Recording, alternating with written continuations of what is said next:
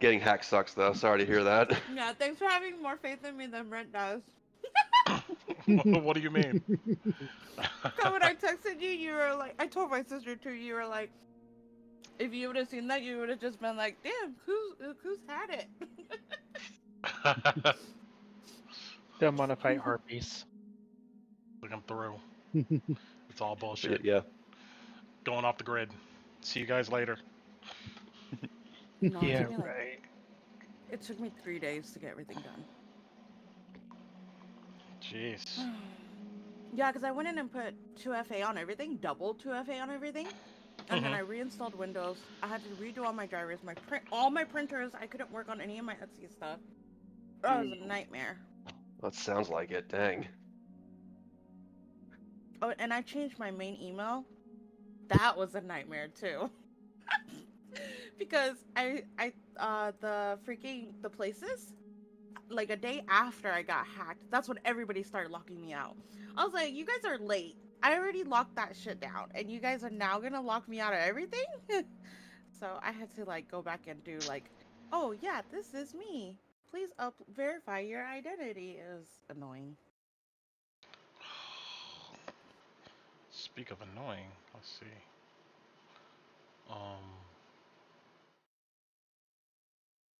I want to know.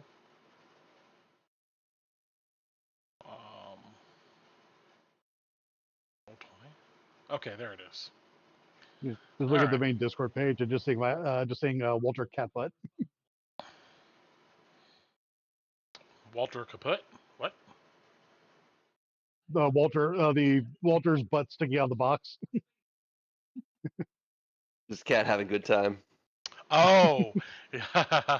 I like your other cat with the long hair. He's a handsome guy or gal, or I don't know.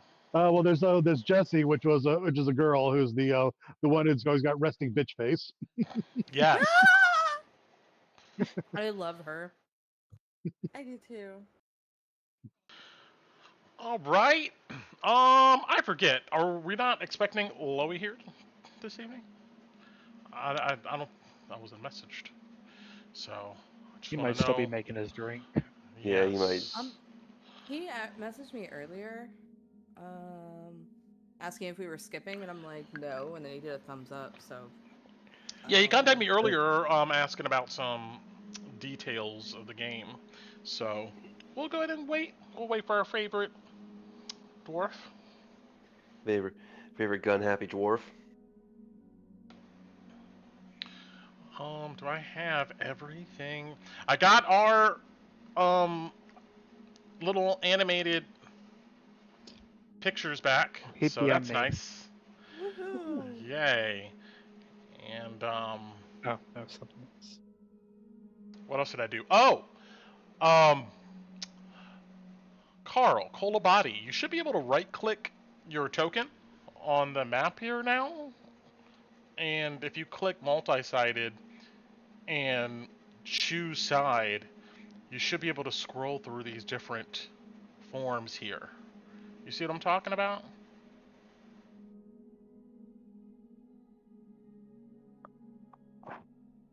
Yep. Cool. Okay. So would that be how I pull out my summons, or? I mean, if you want, I just added these images here. If you just wanted to switch the icon, just as a reminder, okay, you know, it's however you want to do it. I got the images, so I wanted to do something with them. If you wanted to do something different, that's fine too. You know, just let me know. Yeah, since those were the individual versions of my summoning spells. Gotcha. But one of them I probably can use as my dread form. Okay, or what I can do later, actually, is I can copy that token, your token, change the default token, and that way you have a separate token just for summons you can slide through. So I'm going to do that next time. And I also fixed Lowie's token, too, for multi-sided. It wasn't showing on all his tokens. And kaput should be good. Yeah. Mine's been good, unless you changed it. No, yeah, yours is A-okay. All right. Who am I? Oh, I guess we are not having Kalina here tonight. Let's see. She wasn't here last week. I wasn't sure if she'd be here this week or not. No. She's notorious for not saying anything. I'll tell her that. So usually, if she's not here, then I assume she ain't gonna be here. But of course, we all know she's bacon. So, and not BACON bacon, but BAKIN apostrophe. While we're waiting here, though, I know Shane Lowie usually does our recap, but let's go ahead and knock that out. We all know Lowie's gonna know what's up. So, who wants to fish for some inspiration? Who wants to give us the rundown of what we did last time on our short session?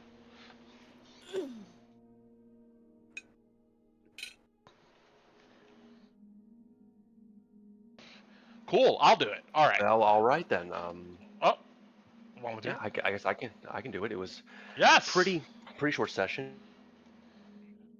We have after talking to the Hooded Lanterns, we have made an agreement with them before the big event, the big showdown with us, them, and the Silver Order against the forces of the Garmir, that we're going to go and there's a and secure the clock tower, which we have been told is in a very special, whether due to its make or its location, may be able to provide. Oh, hello. You're good. Welcome, our latecomers. We're doing recap time. Keep going. Yeah, providing a place to rest and not be affected by the haze, which is indispensable and invaluable in this place. As we went there, we went into the market district with a bunch of different tents and buildings, where we noticed what seems to have been a previous fight between the Garmir and the local winged harpy population of the tower. We were besieged by Garmir, which began a very, very taxing cat and mouse chase of them and us in between the different stalls, and which, though with great difficulty, and them running away multiple times, we were finally able to track them down, lock them down, and put them down. True. Afterwards, with a bit more time on our hands, we then proceeded to kind of start doing a bit of looting, looking through these different stalls, trying to see if we could find any items to take back with us, a fair bit of coin, which we did. And then we proceeded close to the tower. We decided to try not to alert the harpies as much as we can, though it seems they did notice us despite our best efforts, as they were following and glaring us down the entire time. But this led us to going through a number of buildings, one of which was the I believe, mercantile center of the Goldbound family, which we went in for Lowie's sake, and he found a number of items related to that he found relatively important. Afterwards, we continued moving forward, checking out different buildings, until we eventually were able to make our way to a location where we decided that we needed to start luring some of these harpies away so we don't have to fight all of them at once. Started creating a distraction, which brought the jump on them, and we are currently still in the middle of that fight, with them shooting at us in the air and destroying our cover, and us trying not to get shot at and ducking between cover, as well as a lot of screaming, yelling, and violence. Yes! Great to recap. Take some inspiration. Thank you, Torn, aka Kevo. Much appreciated. All right, so you know what? I decided that I'm gonna let you guys decide when we drop this lore here, or I'll let Carl decide. But if Carl wants to pine the group for a group decision, he can of course do that. So do we want to start this off with some body lore, or do we want to hop right back into it? It's up to you guys. I'll say that I'm perfectly fine with body lore. We very much were kind of going through all the combats and stuff in the last session, and I'm willing to. And it doesn't seem like we're gonna get too much interesting outside of that, so I'm willing to take a little bit of breather and let that happen. All right. Anybody And else disagree or decide, maybe on the back end? We all good? I'm the only one speaking, but I'm looking in the chat and I'm seeing Kaput, Alice, and Tino are all going down for some body lore. All right. I like body lore. Let's. So that's 5 for body lore. All right. Sounds good. All right. So The stage is yours. We will begin. Yes. And don't worry, there'll be opportunity to interact with these discoveries, Kolobati. But all right, let's see.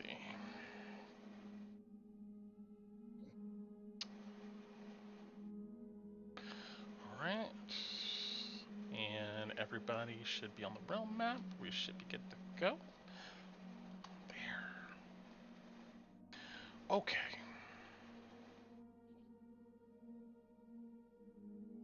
So last time we learned a bit about this ancient elven queen. So let's put that in a frame of our mind here. Let's see. And obviously, well, not obviously, but a reminder, we're only going to do one more of these. The last one I'm just going to give Carl the transcript for, and he can have that to himself. Okay.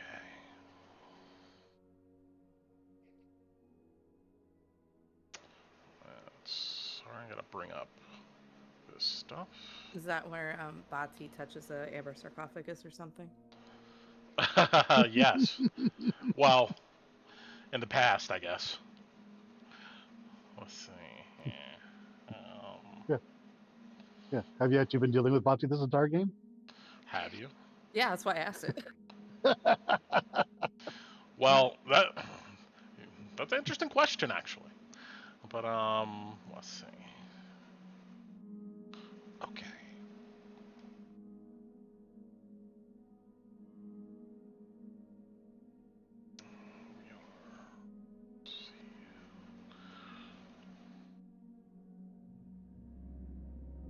All right.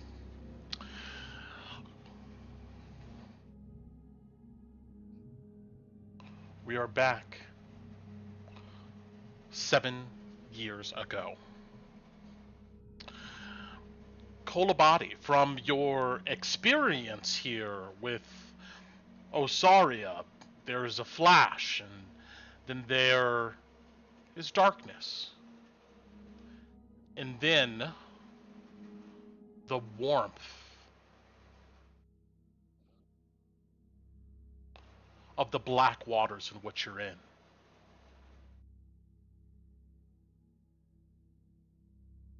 You feel the pressure, lungs burning from threats of drowning, suffocation, legs numb from the torturous trek here. You feel a cold hand still across your mouth. And you hear once again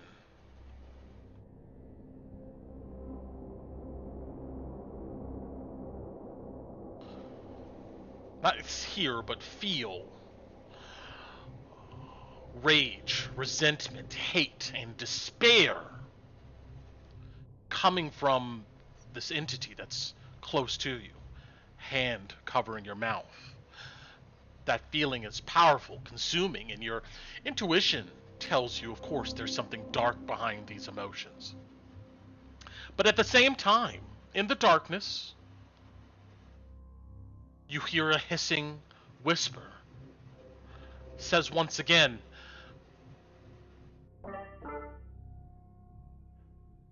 parasites rule this world. They feed on our people.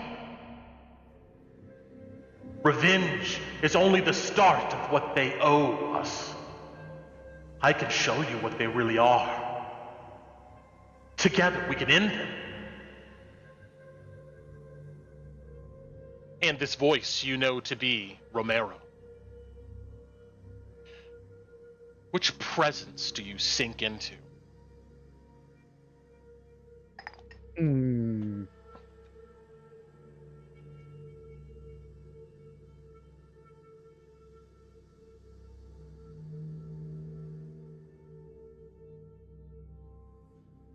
Considering proximity, I think I'm going to fall into the embrace that's already has me The of pure voiceless. emotion. The despair. Okay.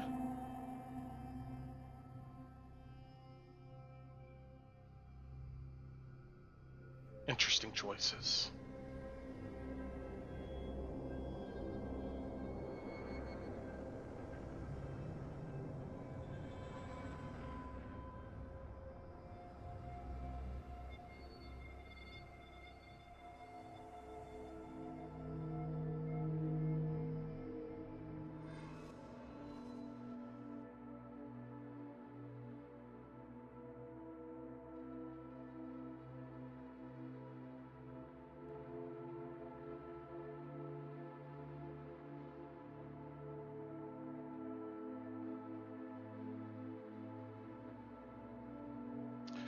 "15 years ago, a stretch of volcanic beach materializes from a white light. You recognize it instantly as the beach you walked, the cave you entered. The geography is a bit different. A millennia of erosion hasn't happened yet. The ocean is tamer on this day, and a strong, cool breeze blankets the area. An elven woman with sharp features sits just inside the mouth of the cave.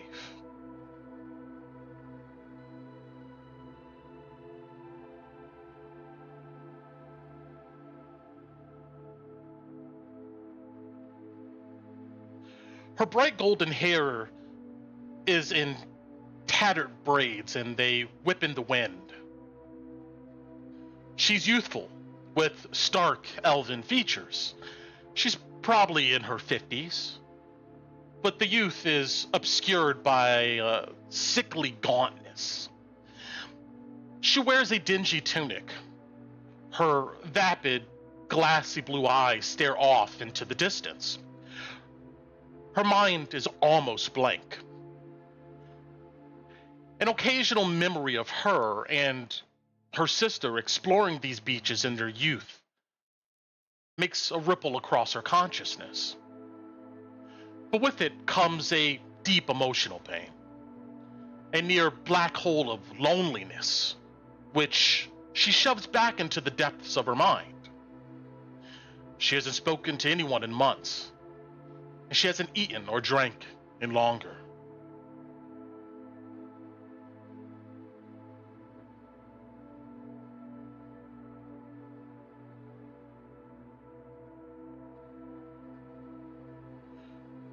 A figure approaches her on the beach. It's another elven woman, nearly identical to her, except her hair is a pearl color and her tunic is starch white.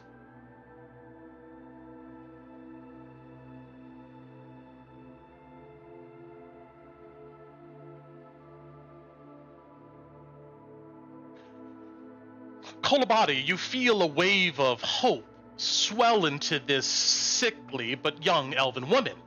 It's sharp, full of desperation and longing.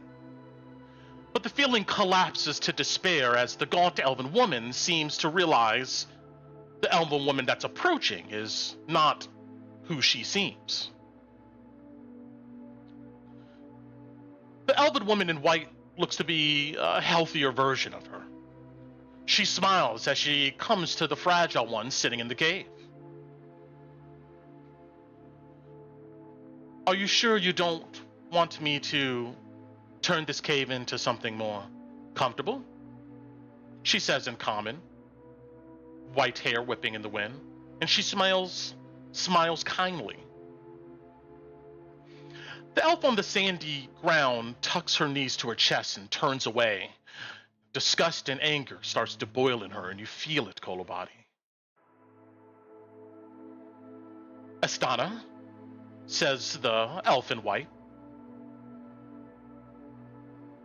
in a low voice, barely audible. This sickly elf, this Astana, says barely above a whisper, I'm not talking to you until you change. Her twin sighs heavily and says more to herself, behavioral cues must still elude me. She then looks back towards Astana sitting against the cave wall and says, okay. No Isilia today.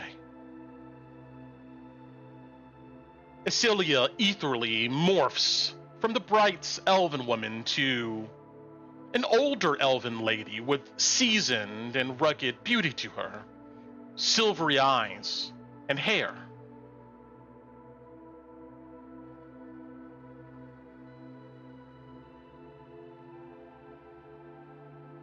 The elder elf smiles and says, I guess it's back to an old friend of mine.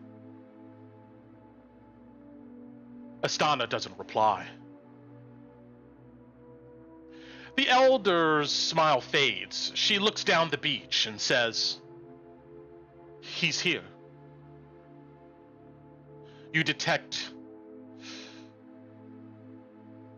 grimness in her tone.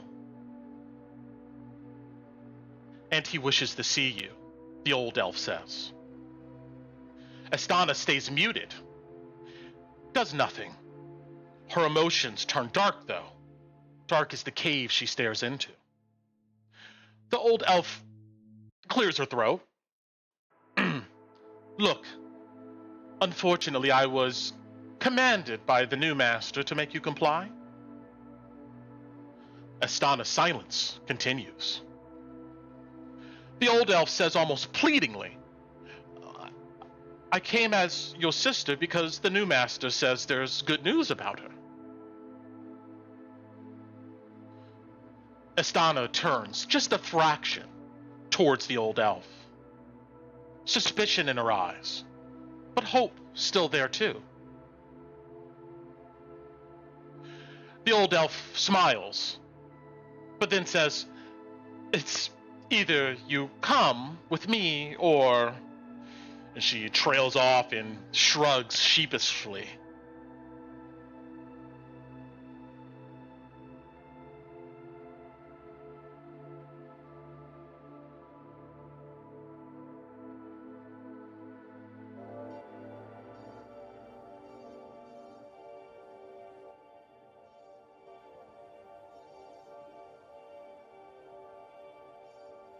The scene suddenly changes, Kolabadi. You now see Astana, weakly walking down the beach, wind beating at her small frame.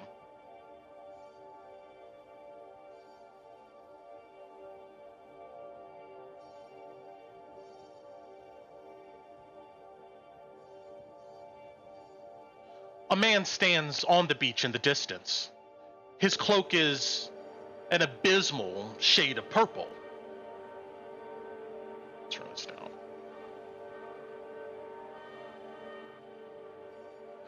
Almost black is his cloak. Next to him is a small ornate dinner table on the beach, its surface set with a hearty dinner for two. Two chairs are pulled away from the table, inviting one to sit. As she gets closer, his stench hits her, something putrid. The smell dredges up hate and fear. She hugs herself against the wind. Astana stops some feet away from the cuisine and the cloaked man. The smell of cooked meat sends hunger pains through her stomach, but that rotten smell quickly smothers it. She gazes at him, subserviently. But you feel the resentment underneath, Kolabadi. What peeks from under the dark purple cloak is a leathery, sunken, masculine face. His skin is a lifeless color.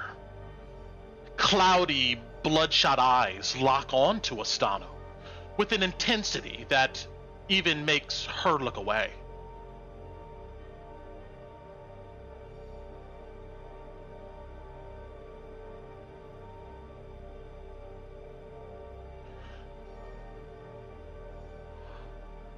Hello, Astana.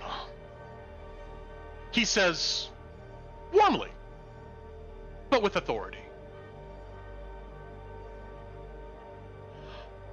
I brought us this dinner to celebrate, he says, tone slightly higher, but still patronizing. Your dear sister, she did it. I created, and she produced. She came back. She is here, Astana says, trembling voice barely containing her excitement. Acelia came home, the man confirms. You said I can see her, Astana says. I said you could see her when the time is right, he corrects. She holds it together for a few seconds, but she begins to crack. A profound sadness just floods her cold body. Tears drench her dirty cheeks. She nearly begs him, saying, "You keep saying tomorrow, but it never comes." She falls to the sands, whatever hope left inside of her crumbling. He watches her sob silently, expressionless. 5 agonizing minutes later, Astana collects herself. She remembered when her sister used to hold her when she felt this way, like there was no escape, like everything was uncertain. But there was no one now. Just him. Do you feel better now? The man says. He looks at her in the way one looks at a child that just threw a tantrum. There's no reply. Good, he says. Now get up and sit down at the table. She surrenders to his demand. He takes graceful steps over and sits across from her. A few flies emerge from his cloak and help themselves to the food. Your sister ran away all those years ago, abandoned us.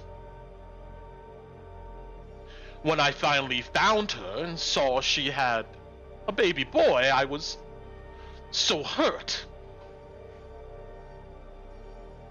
that she would produce without us. After all we've been through together, that she would be so selfish. But then I realized none of that mattered because she did it. He shrugs with a light laugh. You could tell her mind is running away from this demented urgency this man has. Astana, listen, he snaps, grabbing her attention back. She peers up from her lap at him. I made her promise to make it right by us. That if she didn't produce again, my way, we would never see her, ever again. Through tears, Astana watches as a fly bounces into a wine glass and drowns. Luckily for us, your sister made a choice. I created, she produced. He smiles with amusement, dry lips cracking, revealing yellow rotten teeth. We even got more than we bargained for. Where is she? Istana says, just above a whisper. It's now your turn, Asana. The man says, talking through her question. All the failures of the past mean something now. We have moved beyond cultivation. Where is she? Astana pushes. I am, the man says, and stops in self-reflection, in personal awe.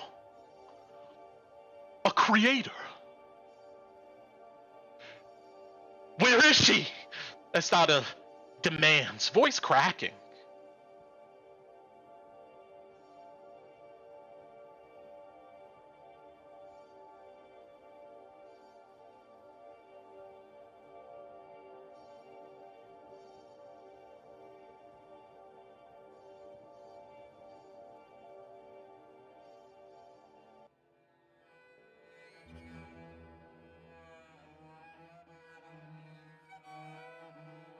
The man seems to come back to reality from his fantasies. His eyes shift back to Astana, and he sits back in his chair. A grimace falls on his face as more tears well in her eyes.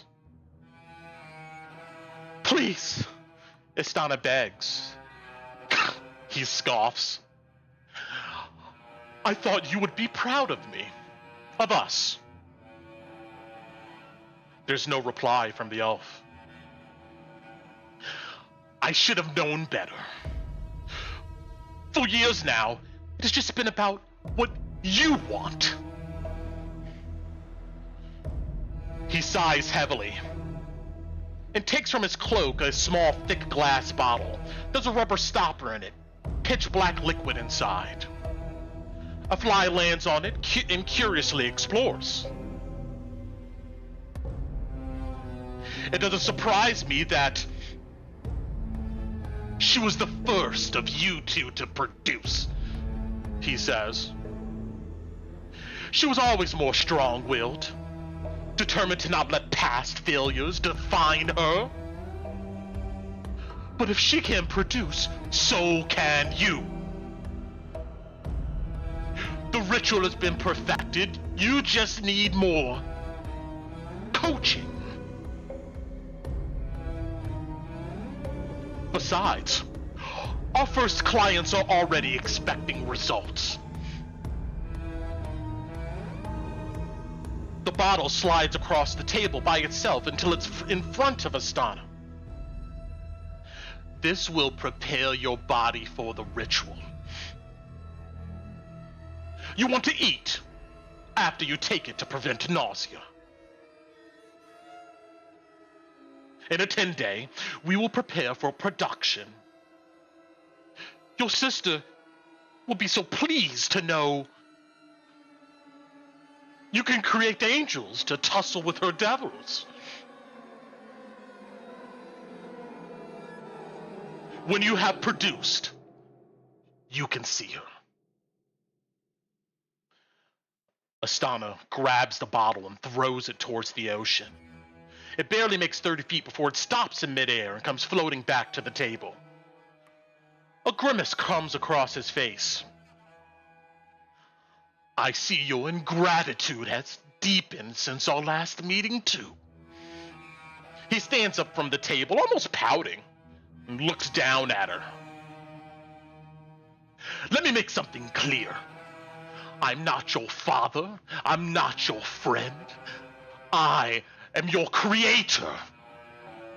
Without me, you will be nothing but a fossil in crystal womb of a dead species. I gave you the world, and you owe me.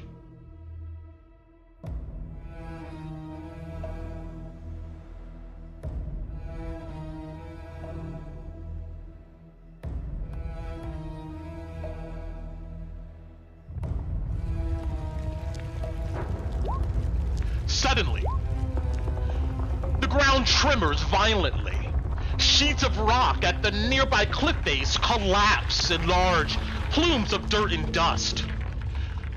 The food and dishware is thrown into the sand. Astana falls onto all fours. Her and the man look around in confusion. The old elf appears in a blink, a worried look on her face. What is going on? The man demands to the elder elf. She says, I am not sure, master. Disruption across many places? Return us, he hisses. The old elf glances at Astana, but then says, as you wish.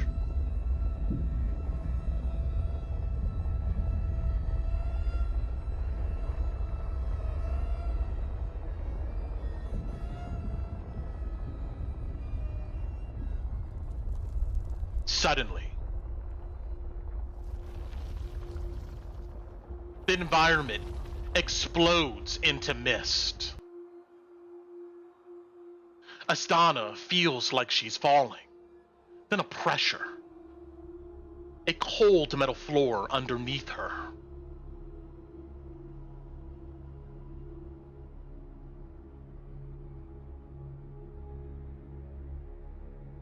She shakily stands.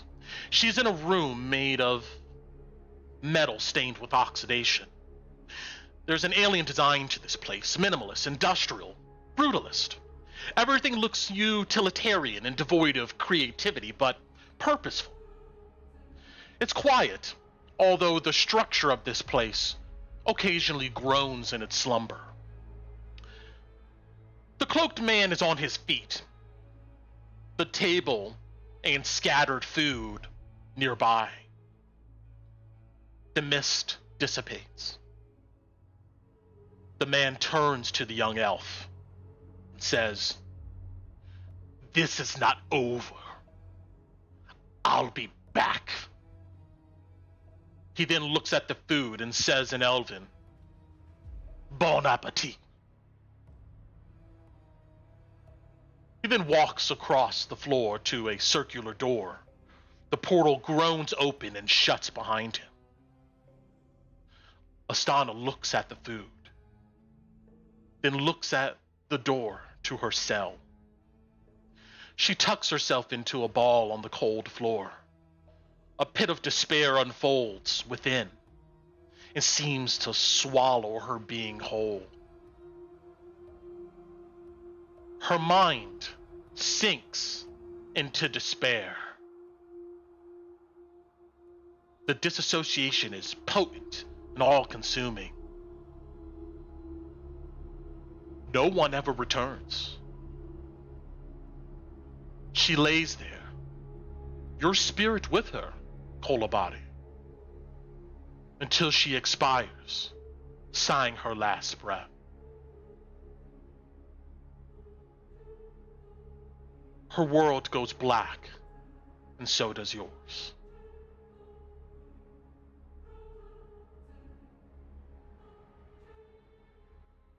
All right. And with that, let's get back into the action.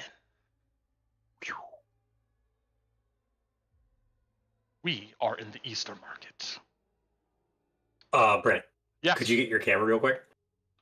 Oh, I didn't share that? Sorry. Let's see here. Okay. Okay. Didn't want to interrupt the flow. Holy crap. Yeah, no, that was. Woo! Oh boy. And I'll put that in resources. Bam. All right. Well, we have more concerning things at the moment. Is so well adjusted. Yep. And let's come over here. And then let's power up. Let's do this. All right.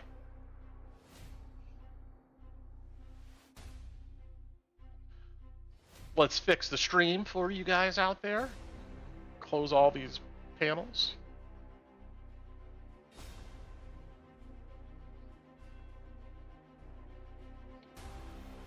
Okay.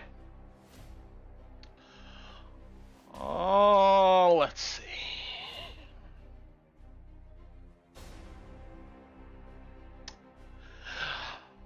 All right. In the year 1126, though, the Knifebites guard themselves against these avian monstrosities, right? That prey on them in the hazy skies of the Drakkenheim, East Market. The Haze-One harpies have manifested strange bows from the haze and are ready to attack. Last time we left, they flew up 40 feet into the air. All of them are airborne, except the one that kaput teleported next to you guys. One of these harpies did dive bomb and snatched off the tarp on this tent in which you guys kind of stand around. And that's where we are at. Alice is focused, locked in on the situation at hand, fighting her biggest fear, flying things. So let's do it. Yeah. All right, it is We should your roll turn. Kalina. Oh, we should roll yes, Kalina yes, into yes, yes, yes, initiative. yes. And let me grab her token. Let's see. And Brent, the crone was 5 feet north. Yep. Gotcha. I had a summons in that black square. All right. And That's why I drew that black square. Thank you, Carl. Good memory. I just went and looked up the last session real quick just to make sure I'm not in the wrong. All right. Smirt, Duva. We're gonna Very put Kalina right here next to Tinu. You want me to roll?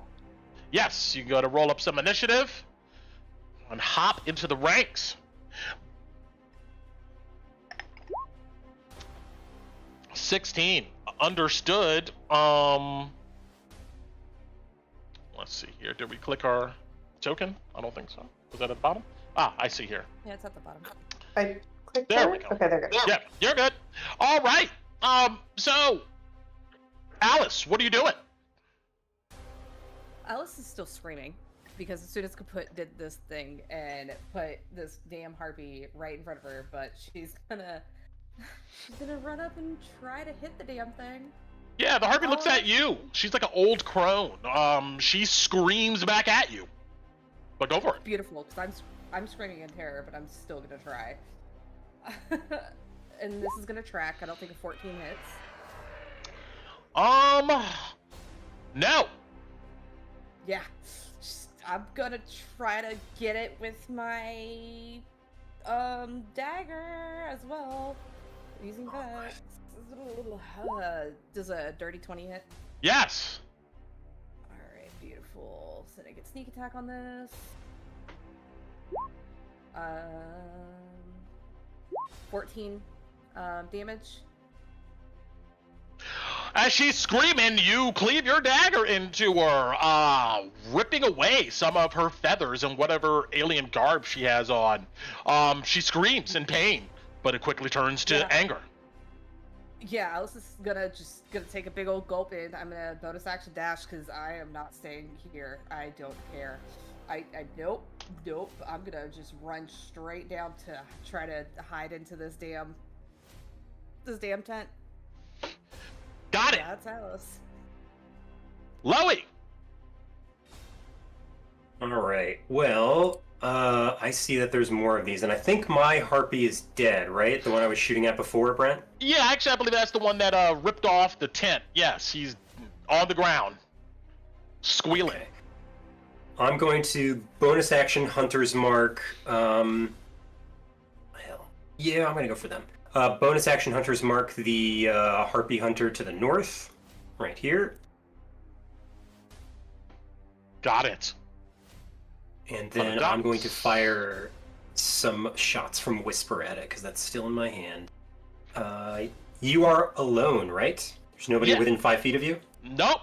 You look up 40 feet, and through the haze, you see this thing there knocking its arrow and bow in its feet. Perfect. All right. One advantage shot coming at you. You're going to take... It's not a 30. It's a 21 to hit. That connects. Okay, you're going to take... Roll plus a d6. 19 points of piercing damage as the first shot from Whisper soars through her right wing. Yikes. You see it flats desperately trying to stabilize itself in the air. What's next? I'll fire a second shot at advantage because you're still alone. That's a 17 to hit this time. And I'll connect. 17? Hold on. Spoke too soon. Let me see. That connects. 18. 17 connects, No, it's 18 9. connects. Okay, cool. Because it's 9 plus 8. Yeah. I see 9 plus 9 because it's an advantage. Either way, it hits. Oh, really? It rolled a 9? I had a 1 on my screen. Okay, whatever. Thank you, Carl. 10 plus 2 is 12 points of piercing damage from the second shot from Whisper.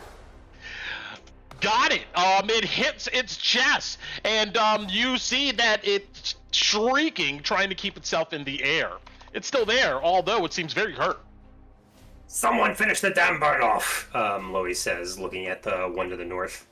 I'm gonna make some space. Yeah. Gonna come. That thing's probably gonna. Yeah.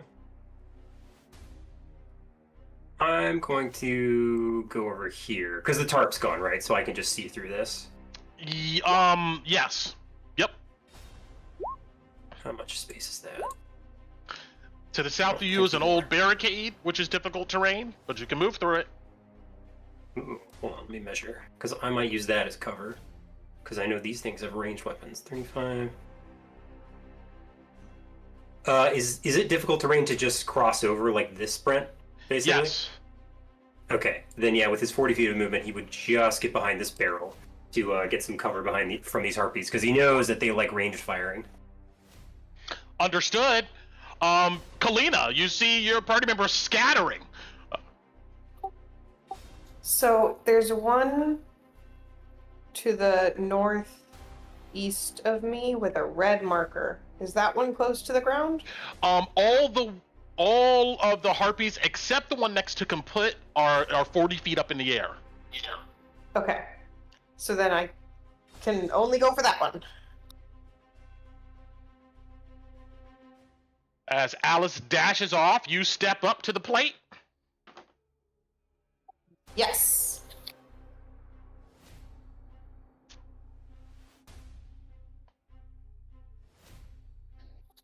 I guess not only. I have some cantrips, but 16? 16 will connect.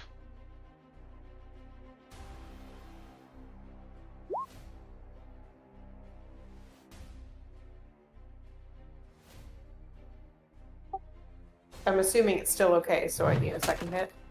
Yeah, as it's screaming insanely, you hit it in its chest. It coughs out blood from its beaky face, and it is still there, yes, as it takes 6. 17 will connect.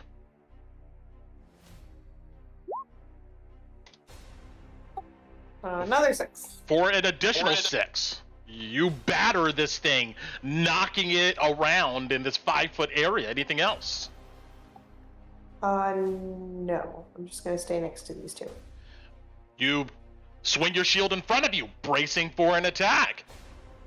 All right, our flying guys. Let's see. 2, 3.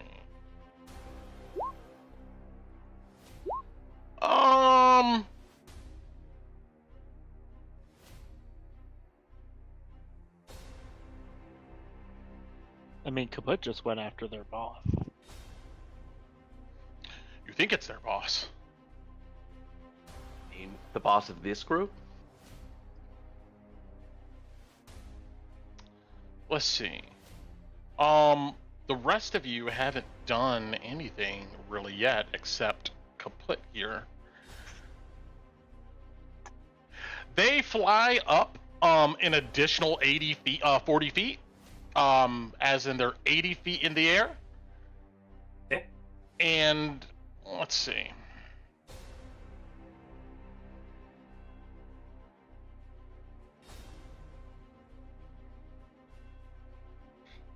I still even think with Pythagorean theorem, this is within their range. I'm just going to add 70 plus 80 together just as like a snap judgment here. The one that you shot, Lowie, through the haze, behind the barricade, you have half cover. Is going to go ahead and try to shoot you with arrows. Bounces off the barricade. One of these arrows. Another one. Does a 22 connect? Cover is +2 AC, right? Yes.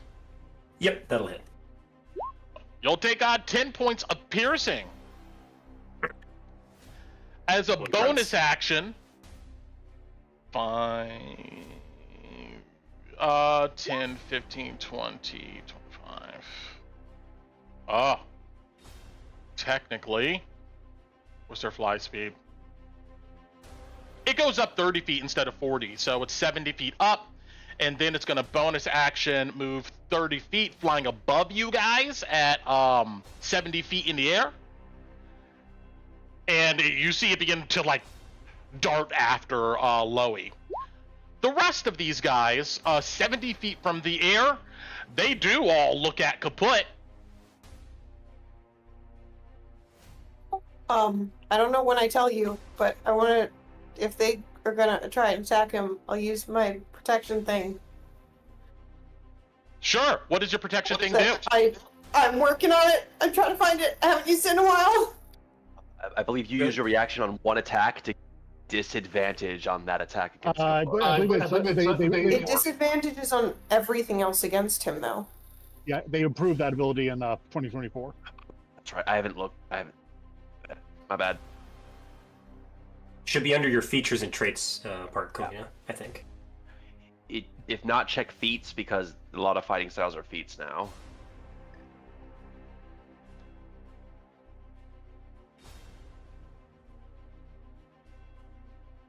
It is under feet. Yeah. Okay. Yeah, so, okay. So, here we go.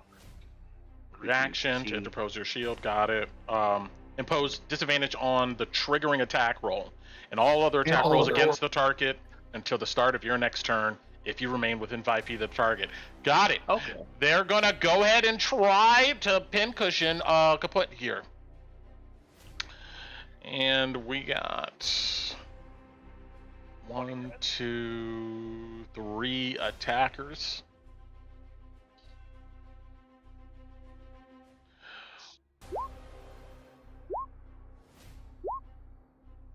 Does a 21 connect? Yes. All right, so that's 1, 2, 3. And we got 3 more attacks. All right, a hail of these haze-created arrows plummet around you, Kaput, as instinctually Kalina looks up to the sky, seeing these creatures moving into formation, and raises up her shield, blocking some of these arrows. One does make it through. And you'll take 7 points of piercing.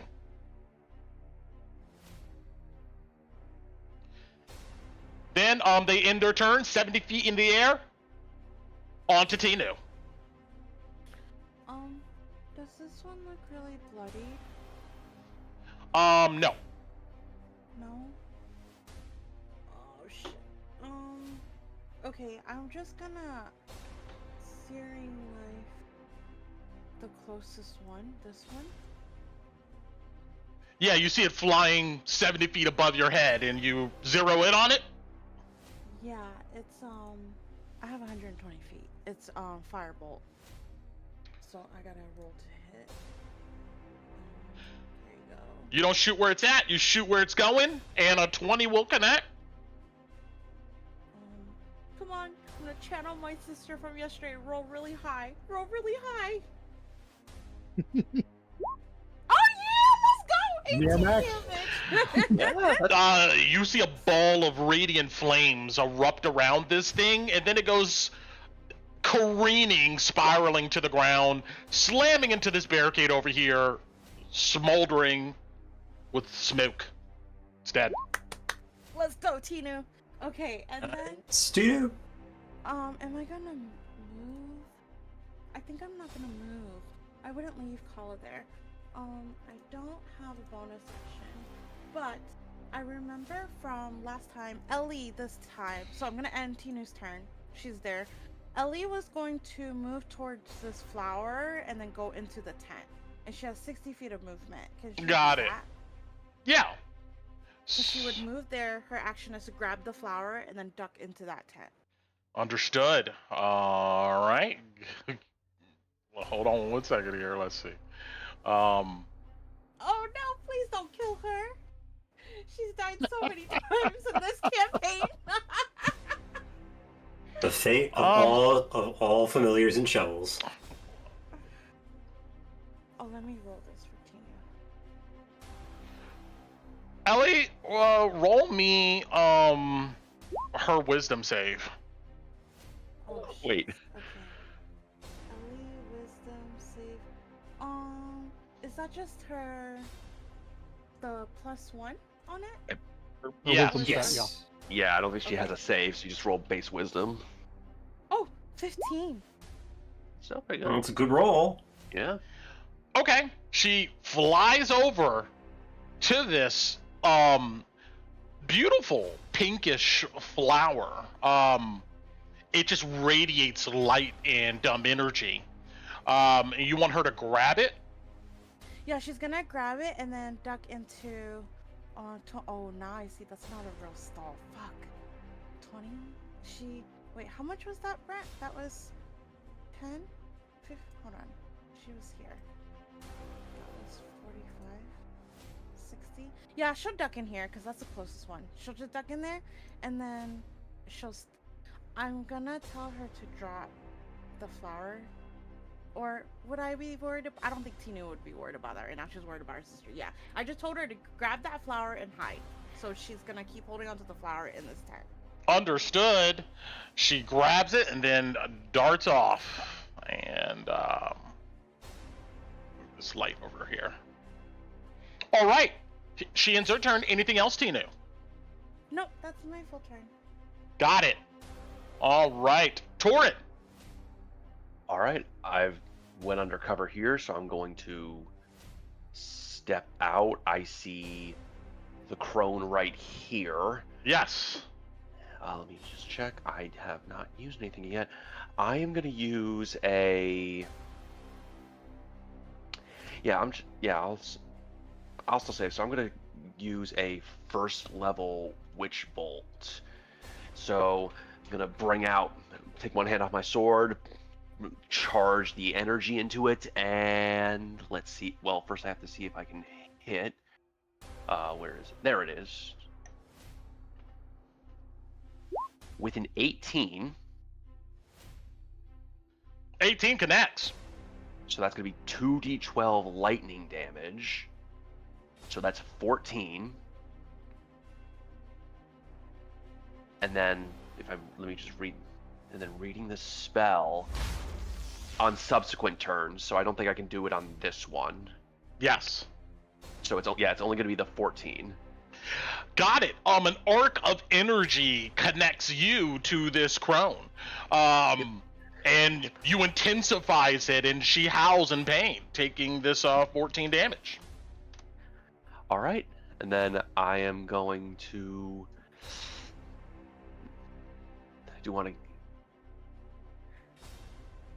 I'm going to move myself over here, get my sword up in a ready position, and that will be and I'm going to brace myself for whatever's about to happen. Got it. All right. Moving on. After being shot. At the start of her turn, she needs to give me a con save. All right. What is Since she making a next con to, save for? She's next to Fulci.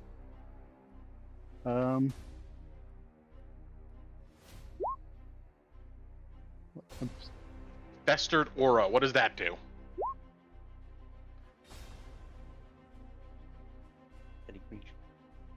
Oh, for the poison Has a condition. poison It's the condition. summon undead Got spell.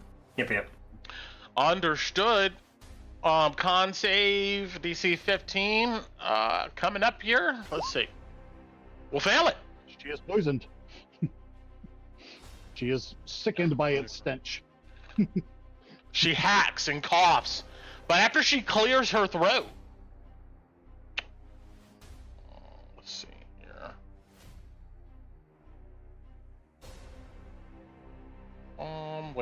am I doing? Here we go.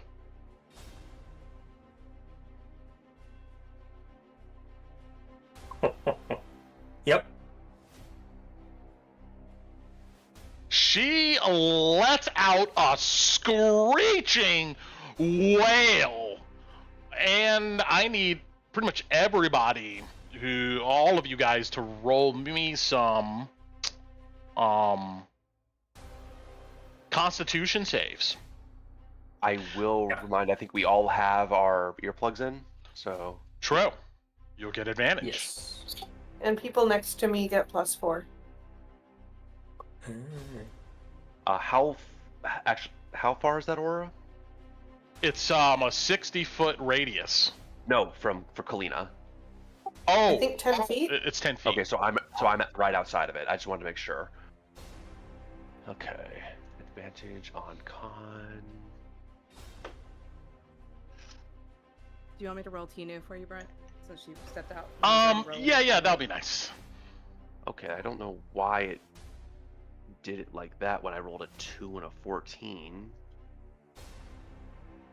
Yeah, the D&D Beyond thing is being weird on some cases. All right, Tinu and Kaput, you get +3. Let me just check something real quick.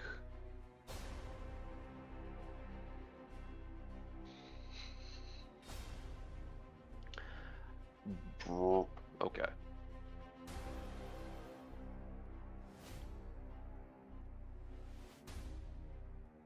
We good? Mine's a 14. Got it. And I will ask if that is a fail, because there's something I can do if it is. yes, it is a fail. All right, I'm going to use my reaction for Arcane Deflection to add +4 to it. Okay. So 18 now. Got it. All right. If you got 15 or lower, you're going to take 21 points of thunder damage.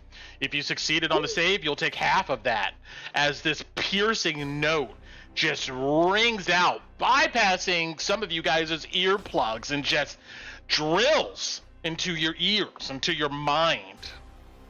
After she does that, as a bonus action, she disengages, flying up 30 feet.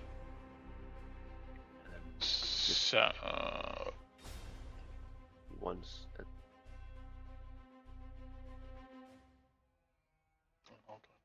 yeah. All right, As the reaction, I used Absorb Element and to half that thunder damage. Got it. and Brent, that's my concentration check. So, Witch Bolt's still up. Got it. Alright. And, yeah, so I just put that 30 feet there. She's 30 feet up in the air, looking down at you guys.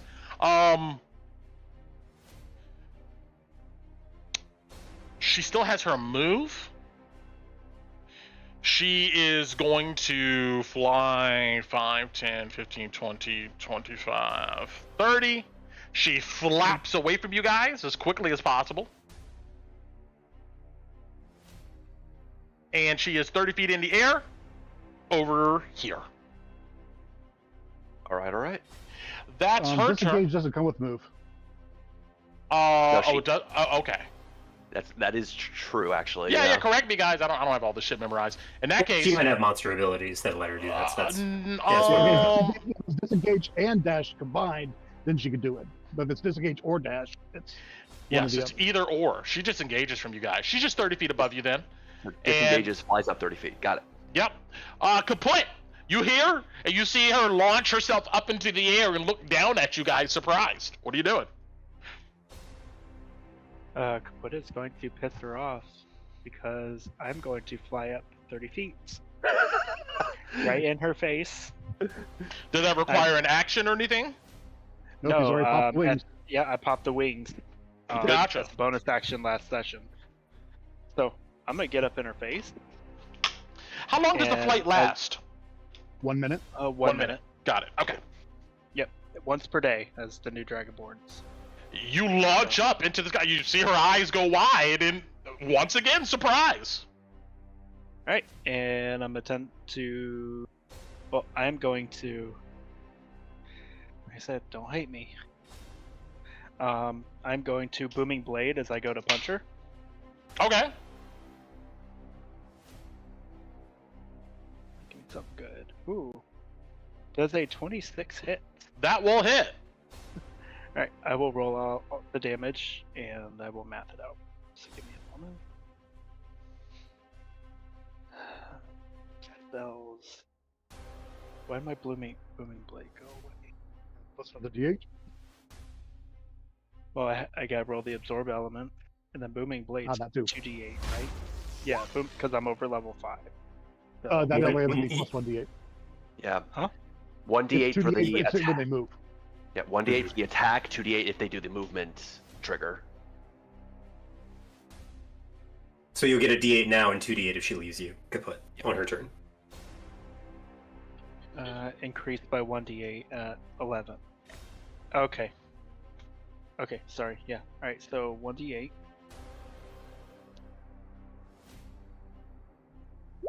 Oh my god. Sorry. We'll just take the first one. 1, 2, so 11 points for the first hit. Got it. You Alright. Superman fly, fist forward into her. Yeah. Alright, and then as the second attack, his visor opens up, and I need you to make a Constitution saving throw, please. Con save. 8. That is a fail. As he's going to use his breath weapon to do 17 points of force damage. Yeah, this like almost heat like fluctuations blast out from your visor. For 17. And, Seems to be quite effective. and as a bonus action, I do nothing because I feel like that's been enough. So that's all I got. How high up are you, Kaput? I am 30. also 30 feet as well. Okay. Would you rule that he's in my Twilight Sanctuary? How's the what is it? What radius is it? 30 feet? Yeah. Exactly 30. Yeah. Sure. Okay. Okay.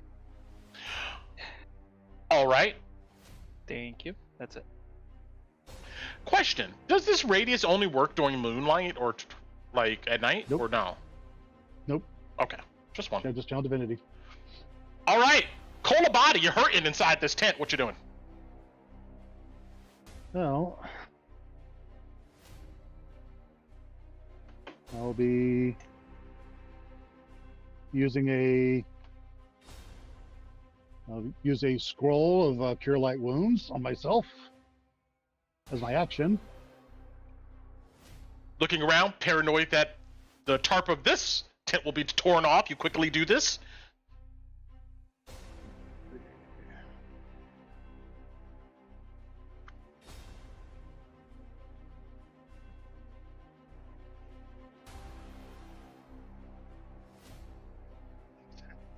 A whole 6. Got it. And for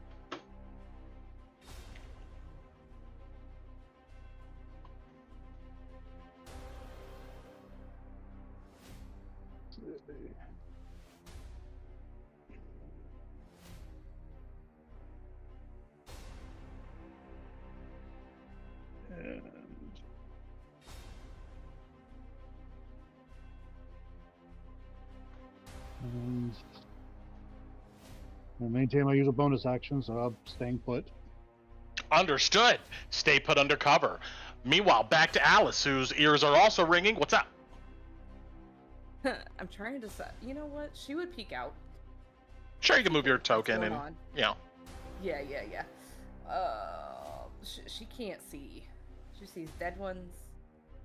Up in the It's above the tent. So what I see? yes, yeah, you would see it right there. Yes, 30 feet up. Okay, so that's 5 feet.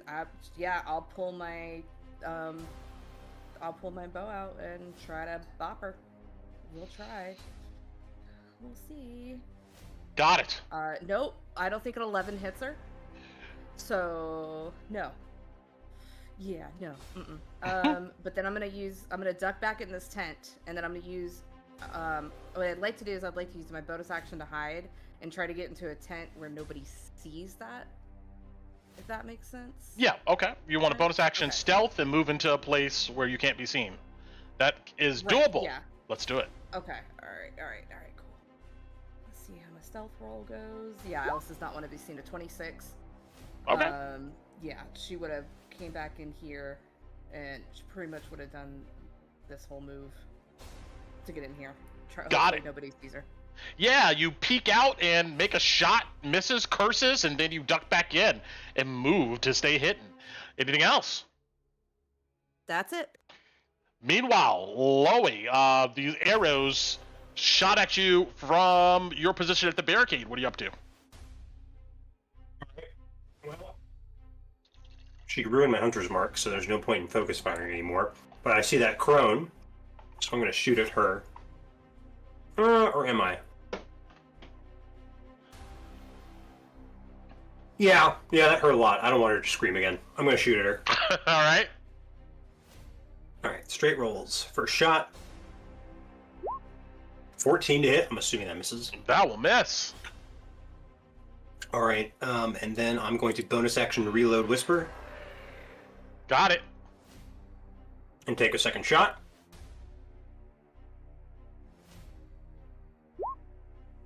.28 will hit, though. That will. 15 points of piercing damage through her. Got it.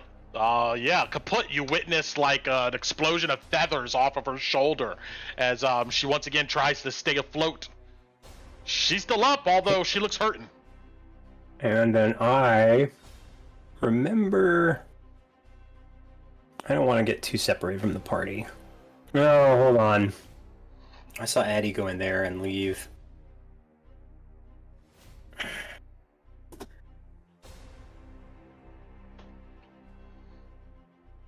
Yeah. Okay. I'm gonna duck into this tent. No. No, he's not. I trust Addie. Okay, he's gonna come up and join the rest of the party. Got it. You run forward. Meanwhile, Kalina, what are you up to? I agree that we really have to get rid of this thing. But I cannot hit it at 30 feet away with my hammer, so I'm going to use a firebolt. Understood. You holster hammer. Speak your sacred flame incantations, and a firebolt launches out. Roll some damage with our crit. Goodness. Another 2d10, I think. Yeah, it's a crit, so. So 27 flame damage. And kaput, you see this bolt go into her chest, and like her back just explode out. She screams, and while being on fire, careens to the ground and lands with a deafening thud. My goodness. I would like to use my bonus action to kick her. Just to make sure that Bonus she's action actually dead. Bonus action to disrespect. She No, seems more like be to dead. check. You know, she twitches, and then she goes still after you kick her. Buffalo harpy wings. Okay, then I'm gonna stay within 5 feet of these three. Got it. Perfect. All right.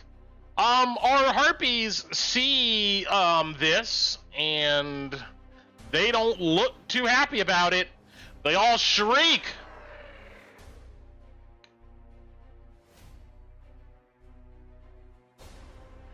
Then,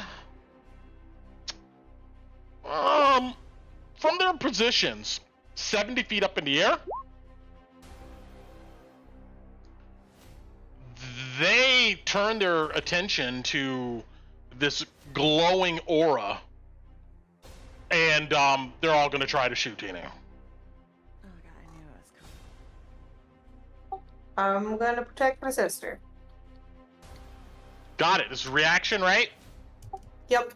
It's my All right. reaction, so everything's in disadvantage. Cool. Once again, some hazy arrows materialize and they shoot. There's a Oh my 20 God. connect. Yes! A crit. There's a 14. What's your AC? Miss. Oh, it's 15. 15. Got it. Two hits. 3. Oh my fucking god. Okay, that one This is misses. one last one. Okay, so 3 All right, hits. you get hit with 3 arrows. You'll take a total of 16 plus another 6. What is that? 22? You did block a crit and 2 other arrows, so that's pretty good. I'm happy I blocked the crit, especially. Yeah, seeing these figures in the sky, Kalina, you quickly launch yourself over and put your body and shield over Tinu. A few of these arrows are able to hit her before you're able to get in place, but yeah, you're pincushioned a bit, Tinu. And let's see, what else do these guys do? They fly up. You're at 70 currently. Yes, they're gonna fly up another 30 feet to 100 feet. Let's see. Can he do anything else? Oh, well, wait a minute. As a bonus action, they dash and go 130 feet into the air. And that's their turn. Tinu. Oh my god. Okay, I'm gonna go. I forgot I saw Bati getting pelted last week, so I'm gonna go here. And then I'm gonna cure wounds Bati, level 2. As my action. Oh, there we go. 26 Bati. Jesus. Then, Much appreciated. Mm-hmm. And Outcasto. Can I take a potion of healing as a bonus action to myself, or is that an action? Potions are bonus actions now. So go for it. Good. Yeah. Because Tino has 1 HP. Oh my goodness. I'm going to take that healing. I was at potion 3 quickly. earlier, so. Yeah, I got you. Wait, where did it go? I saw it in my bag just now. Oh, right here. Okay. So that's 8 for Tino. Good roll. Get rid of this. But yeah. Holy shiz, and then I'm gonna stay under here. I was gonna run back out, but and then Ellie's just gonna stay. I'm gonna tell her to move closer, Brent. Before I moved in here, I scouted and I saw there was a tent somewhere here. Ellie's gonna move to that tent with the flower, just so All she's right. closer to us. Before she does, give a wisdom save for me. Wisdom save? Oh no, Yes. Ellie, the stupid flower. Would she? I'm gonna go ahead and do that first, and then I'm gonna ask you. 10? She seems fine. Okay, would Ellie realize that this is hurting her? Like, would she feel it? Or would she know? There's no pain or nothing that effect that happens with this wisdom save. No, but you will get from her very pretty. It's very nice. Okay, she keeps holding on to it then. She'll fly to that tent and she'll keep holding that flower. Got it. Damn it, Tinu. She comes. That's my full turn. She comes right here. There was a tent. This one. Could she hide under this one? I saw it before I went into the tent. with Okay. T. Yeah, so she would hide in there. Yeah. Let's see here.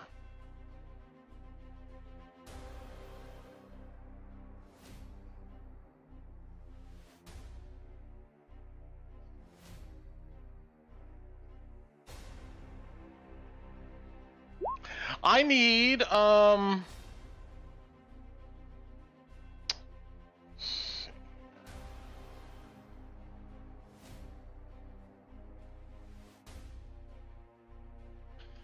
You're 30 feet in the air, right, Kaput? Yes, because that's how high the am, crone was. Yes. Okay. I need Torin, Kaput, Kalina, and Lowie to roll me wisdom saves. Okay. Oh my god, you guys. I Is that just audible? stepped away from the computer for a minute. I'll No, there's no audible. be back in a minute. Do you want me to roll for you, Kala? Yes, please. Okay. You said I'm included in that? Yes. Right? Sorry. Okay. Wisdom save.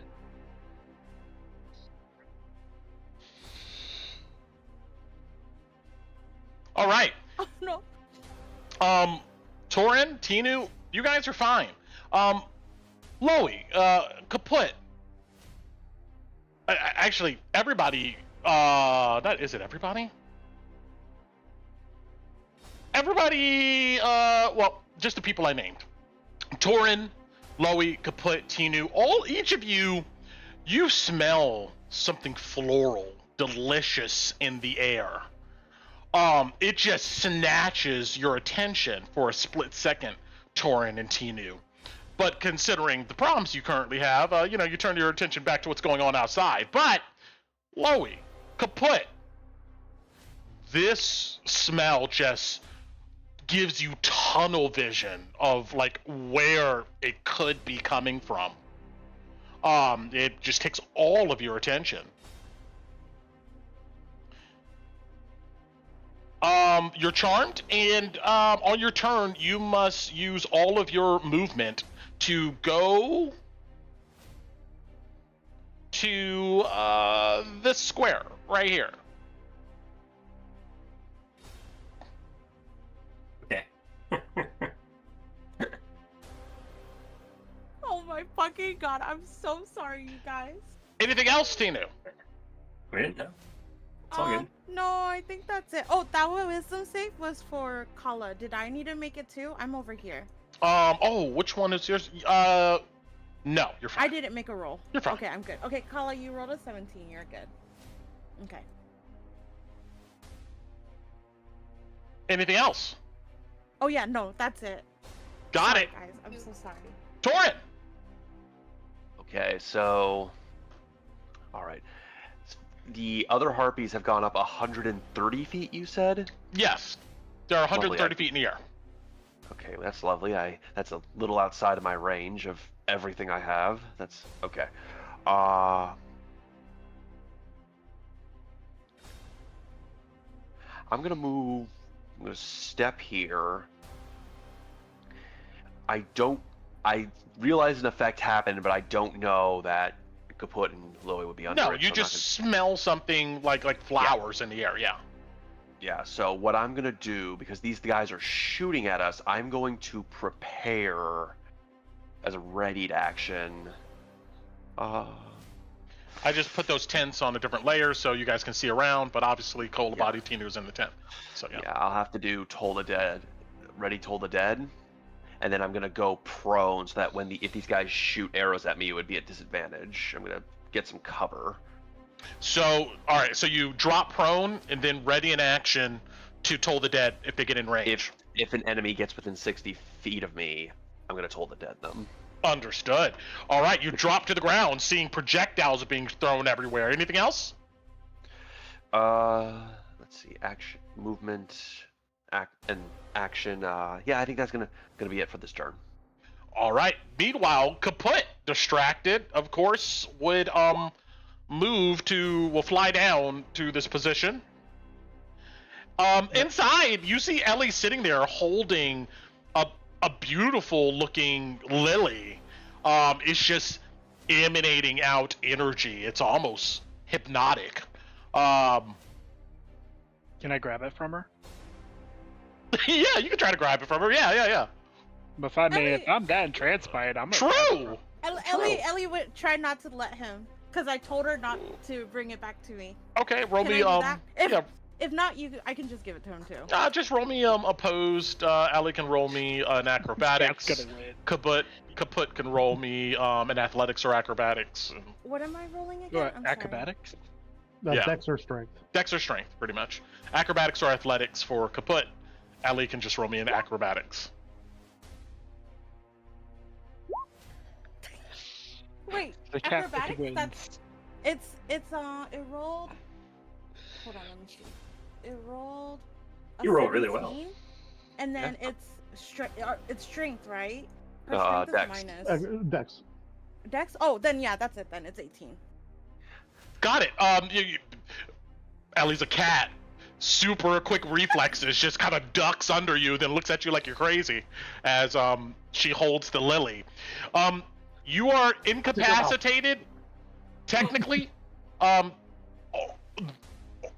gonna say that your actions or reactions can only be oriented towards getting this flower. So It's just so Oh my pretty, God. you know. yeah, it's just Do I get another save at some point? let me double check here. No, you're forever entranced by the lily. No, you don't get another save. Oh my god, it's real. You There's a can't joke about this, duration, it ends up happening. but yeah, there's a duration, but yeah. Lowie's manifesting Alright. poker chips into reality again. Moving on, Kolabadi, you feel a lot better as Tinu touches you. And considering the fact that it looks like Tinu probably is still worse for wear there, I'll use another cure scroll on her. Got it. Huh? Oh, I said What was that? arigato. Thank you. 7. Rolling shit on these scrolls. Hey, that's better than nothing. I will take anything. Thank you. And bonus action, maintain. So that's my turn, because I'm not getting out of cover. Stood. Meanwhile, Alice, all the way to the south here. What are you doing? Yeah, she's gonna peek out. None came after her. She's not happy, so she's gonna peek out and see if she can see anything. She can't see shit. But where does she see Lowie aiming at? It's not aiming. He's staring to the east at the tent. Oh, okay. Transfixed. Yeah. Alright, she'll duck into this other tent. So it's 5, 10, 15. And kind of peek out of it like this. All right, roll me a wisdom save. Yep, knew that was coming. I'm just trying to play. Yeah. Brent, is this poison?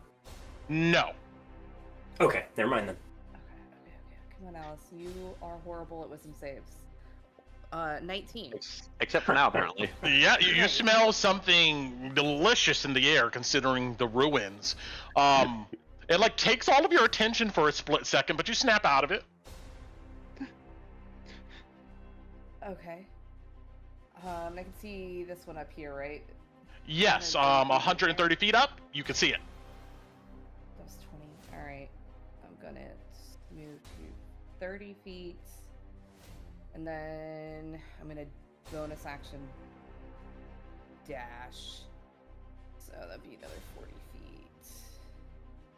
Oops, that's 15. Sorry. So she pop out here. Oh shit. Okay, both of these are 130 feet up. Yeah, all of them are, yes. Okay, alright, cool. Sorry, I've been trying to not pay attention since Alice couldn't see. She's gonna try to shoot one of them. I mean, it's gonna be a disadvantage. It's out of my 80 range, but I'm gonna try. I'm gonna hit the one on the right. Okay. It's a disadvantage, but fuck it, if it hits, we'll try. It's not gonna hit. Beautiful. This tracks Rouse, and I will duck back in here, and that is my turn. Got it. Lowie, you already know the drill. Oh, dude. Okay. Brand, if you'll let me. Now, Lowie is a little more mischievous than the average bear. And he saw, because he was transfixed on Ellie as she went into that tent. Can I go around the backside of the tent and attempt to make a sleight of hand check to steal the flower from Ellie as she's tangling with Kaput? Sure, yeah. Cool. I dodges. Uncanny dodge. Yeah, roll me a sleight of hand with advantage versus Ellie's passive acrobatics. 24. That's yeah. Yeah, way over 11. Kaput and Ellie both see like a grubby dwarven hand reach into the head tent and just snatch the flower. I'm gonna run away. Can I run away with it? Yeah. It's a comedic moment where the cat and the dragonborn are fighting over the flower, realize it's gone, look to the side and see a dwarf just high knee sneaking away with the flower in his hand, like just. Oh my gosh. And 10 feet to there.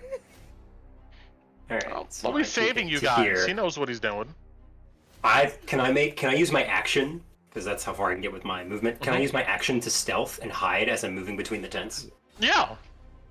Cool.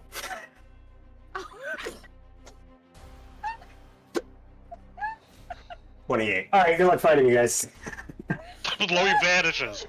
You have this flower in your hand when you finally get hidden, and looking at it, it is like the most beautiful thing. It's just, there's just a hypnotic type of energy to it. But moving on, Kalina. Yeah, he'll sit on the ground and just like stare at the flower in the tent. Well, so how far is? Oh wait, I turned off my. The enemies are 130 feet up in their current token positions up here, and you can hear some activity going on in this tent. All of them, though, are 130 feet up. Yes. Yep. Me. I was afraid of that. I was really hoping it was only the ones that the 130 was next to.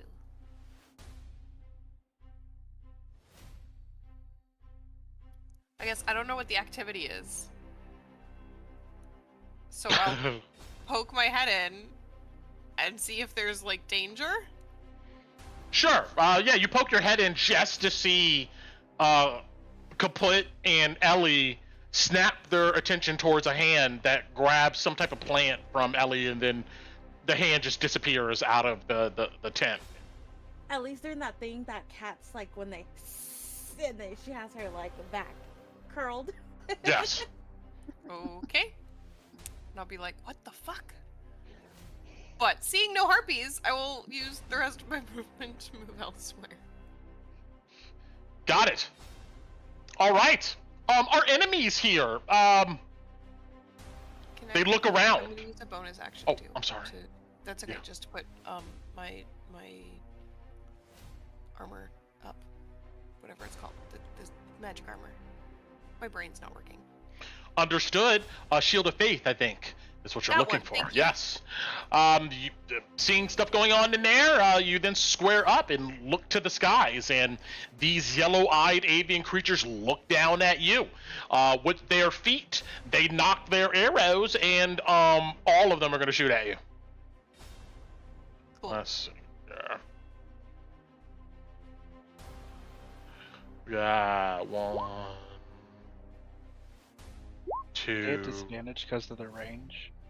They will fly down 30 feet to just be within range, and they will shoot. Mark it down. Oh, I believe triggers Thorin. Actually, no. They don't need to move at all. They seem to be quite all right shooting from where they're at. From Yep, 130? Yeah. Yeah. These guys Yes, seem okay, to be well. quite good. Screw me, I guess. Jeez.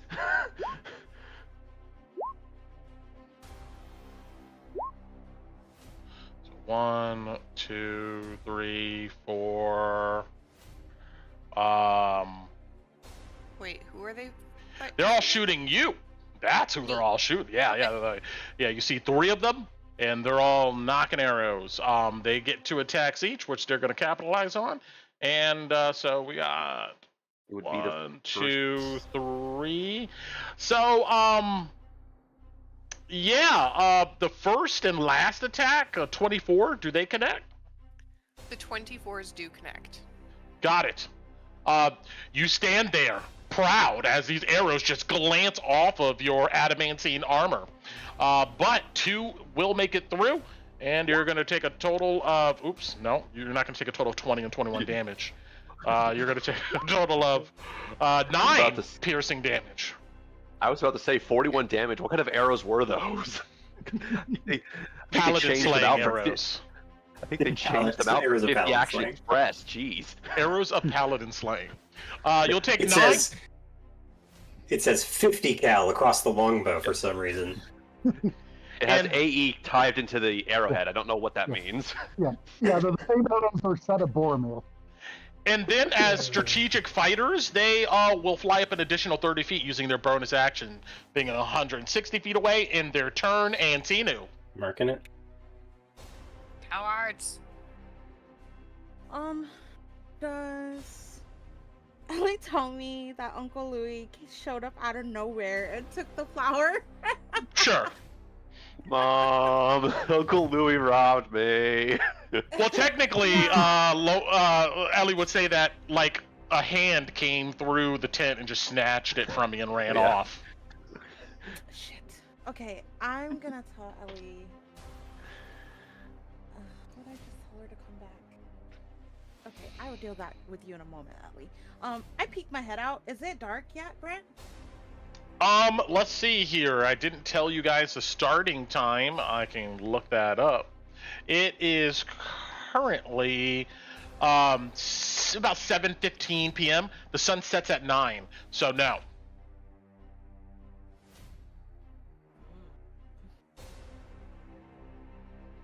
130 feet up. 60 feet up. Okay, I'm going to step out 5 feet here, and I'm going to try to shoot one at disadvantage. Got it. With my longbow. Alright, which one are you shooting? I would try to shoot the closest one. This one. I mean, closest to me, technically in aerial. Understood.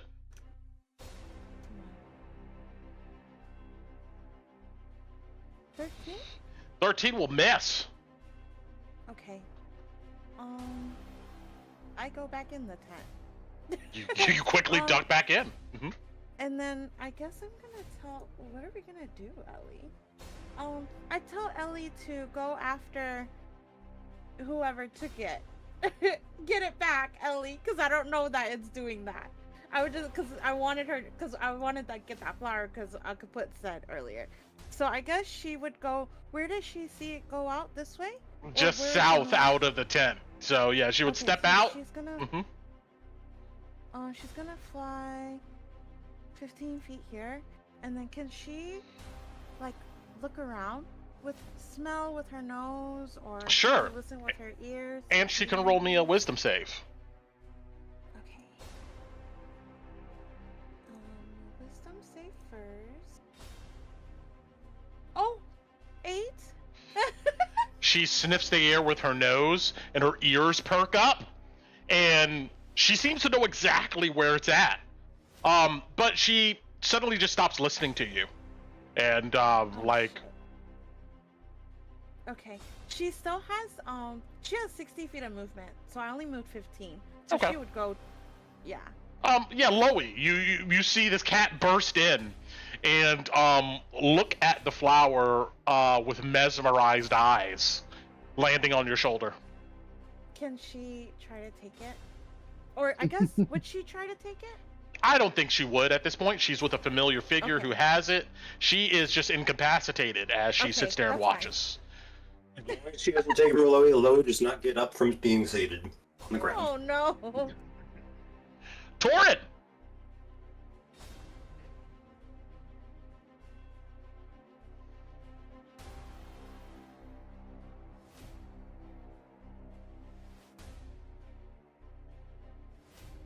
Oh, you may have stepped away. Or I can't hear you if you're muted. I am muted, but I'm not saying much because I'm trying to figure out what the heck I actually can do. Cause understood. They keep running away from me. Flying creatures, bruh. Yeah, I know. They're this is just a taste. Get used to it. Well, I want a taste. I want them to come down here and I can turn them into chicken legs, but they keep running away. I guess the best way to do it is to try to convince them to come down. So what I'm going to do, I'm going to go undercover to give them a Yes. reason to, and then I will ready in action. Once again, ready in action. If the cover comes off and I see them, I'm going to do a Toll the Dead. Understood. Because I don't think even with, because that would be, they would be too far up for my sword. So yeah, I would have to do Toll the Dead. Okay, yeah, that is what I want to do. Yes. Kaput. You saw Ellie move south, and you still smell this flower. You know exactly where it's at. It like just pulls at you. I was gonna ask if it got out of like a certain range or whatnot. Well, I wouldn't say actually. You know it's southward. That's what you know. That's fine. So incapacitated, but do I still have movement? Only if you're going to try to engage with this flower. Yes.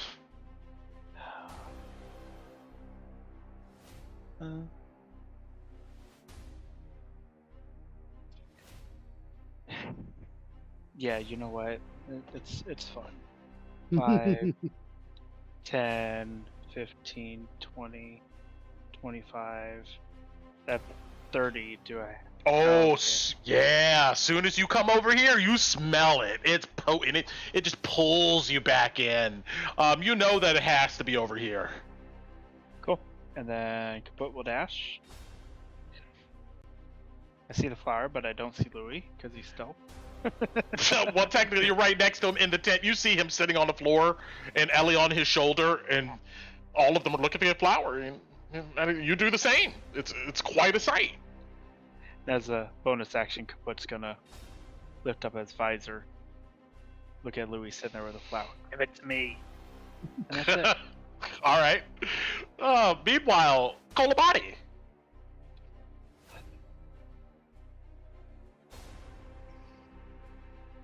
Well,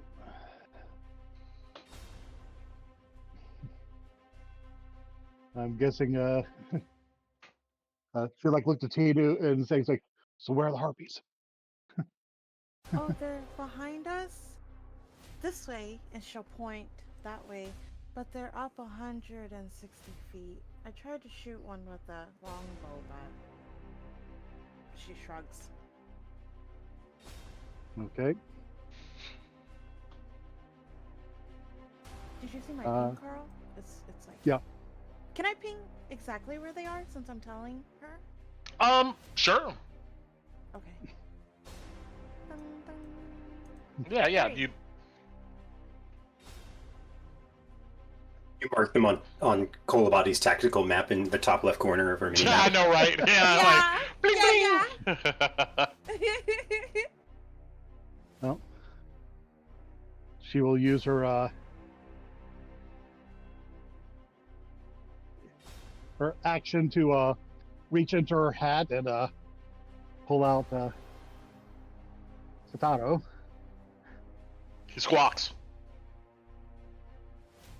Yeah, squawks, bows, and she'll look at him and say, it's like, and bonus action, touch him on the beak as a spirit transfers into him, and tell him, give me eyes on them. Stay hidden.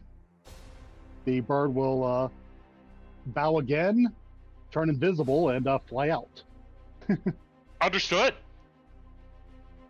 You witness all this, Tinu. And you can move him independently. I'm just going to say he's going on your turn, so wherever you want to move, Sataro, you can do that. Okay, I'll move him to there, plus, we'll check. So that's 10, and then he'll fly up 50 feet. Got it.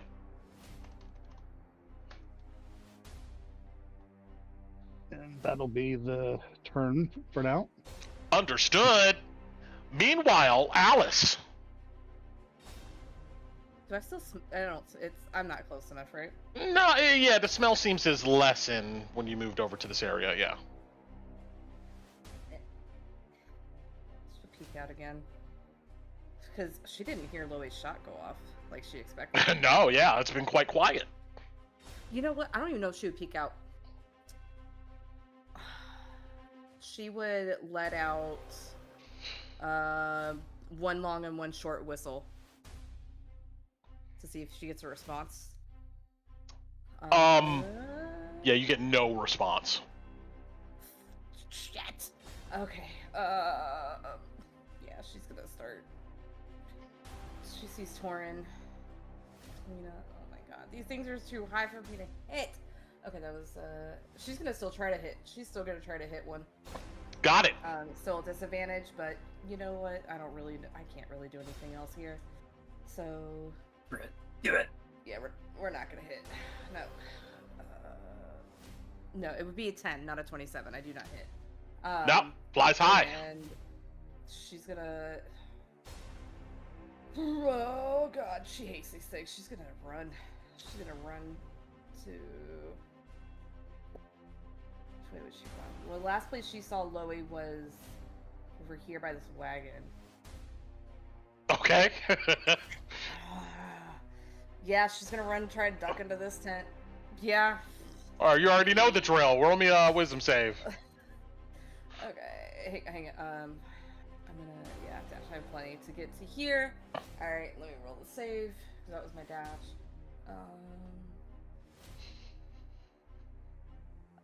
7, Brent.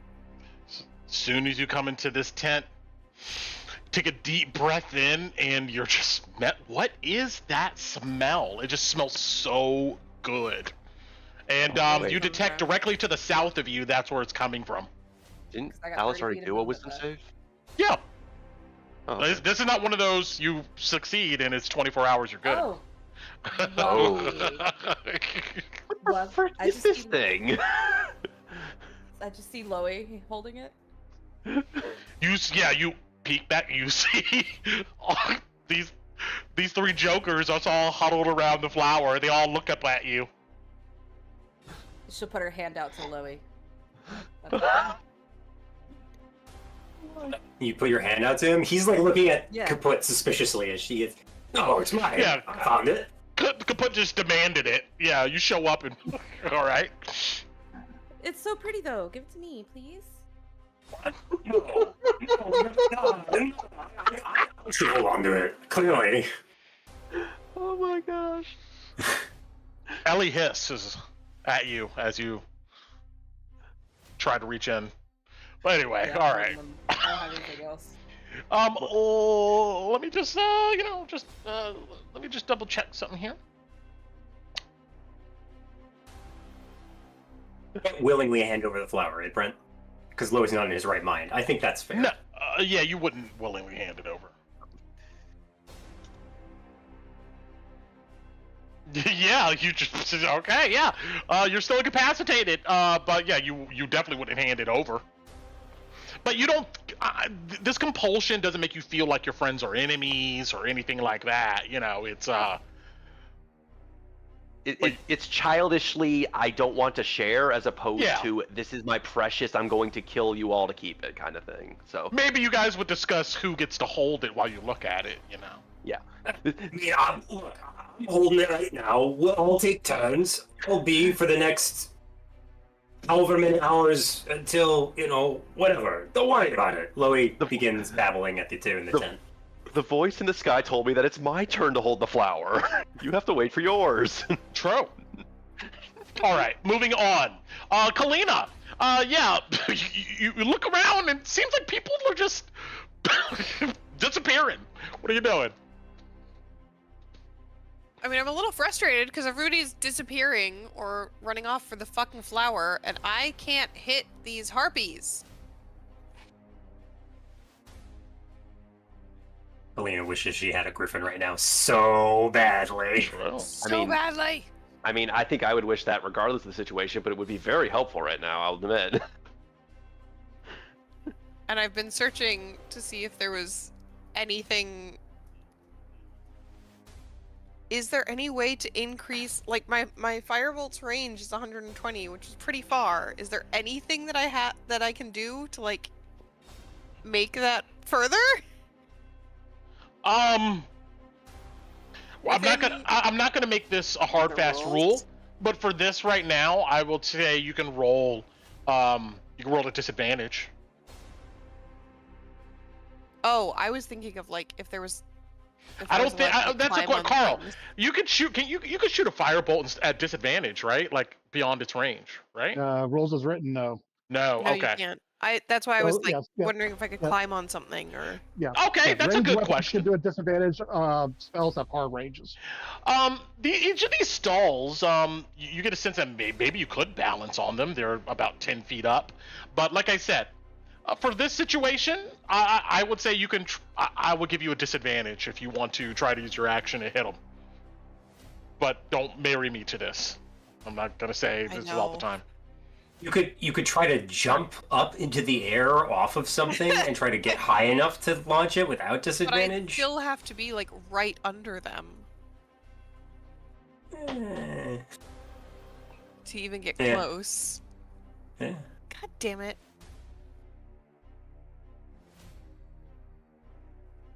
Okay, I'm Here's something that you could do that honestly all of you can start doing. So I just thought of this, but in our Monsters of Drakkenheim book, there is a skill, a check you can perform. And what this skill check is, here we go, harpies. If you're proficient in nature or survival, you gain advantage on an intelligence arcana checks when you take the study action to learn about your enemies. So not- you can. If I'm not proficient in either of those, I have to make a straight roll. Yes, and what is the study action? Here, let's see. Study. When you take a study action, you make an intelligence check to study your memory, a book, a clue, or another source of knowledge to call upon important pieces of information about it. So, you fought these things for a little bit of time. You could try to study the foe with a regular intelligence arcana roll to maybe gain some insight. Anybody can do this, by the way. I'll try that. It's something I can do. Sure. Arcana? Yes.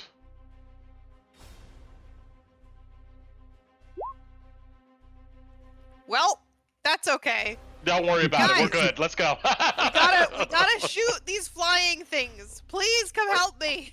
But Kalina, the flower though, it's so pretty. Meanwhile, the harpies you're looking at, Kalina, trying to figure out how to get to them. You see that it looks like they maybe came to a decision that you're a hard target, and you're inside this tent, Torin, right? You're inside this tent, really quick. I think so. You're muted, Tori. I'm gonna assume he's inside the tent. Keep it moving. He is. Yes. Yes, you are. You are. This tent, right there. I don't know if you're seeing my little ping. Yes, got it. This harpy over to the north of Tinu and Kolabadi will dash 60 feet down.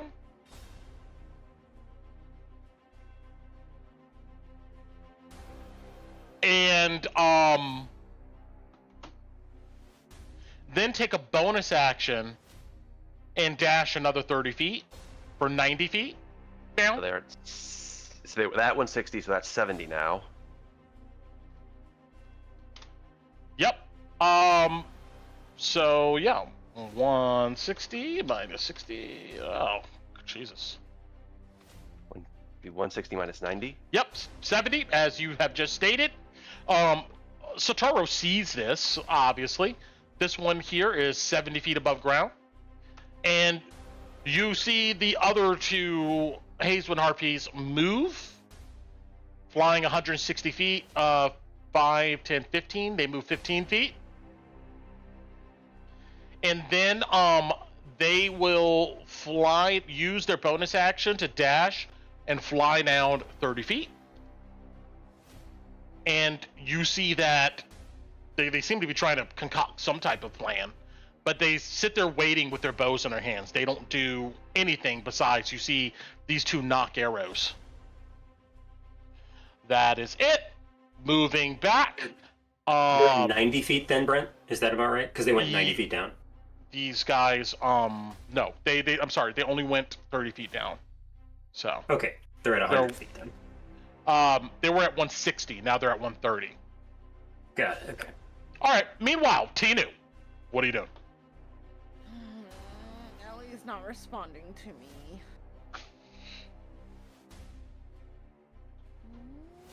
Wait, I could pocket her.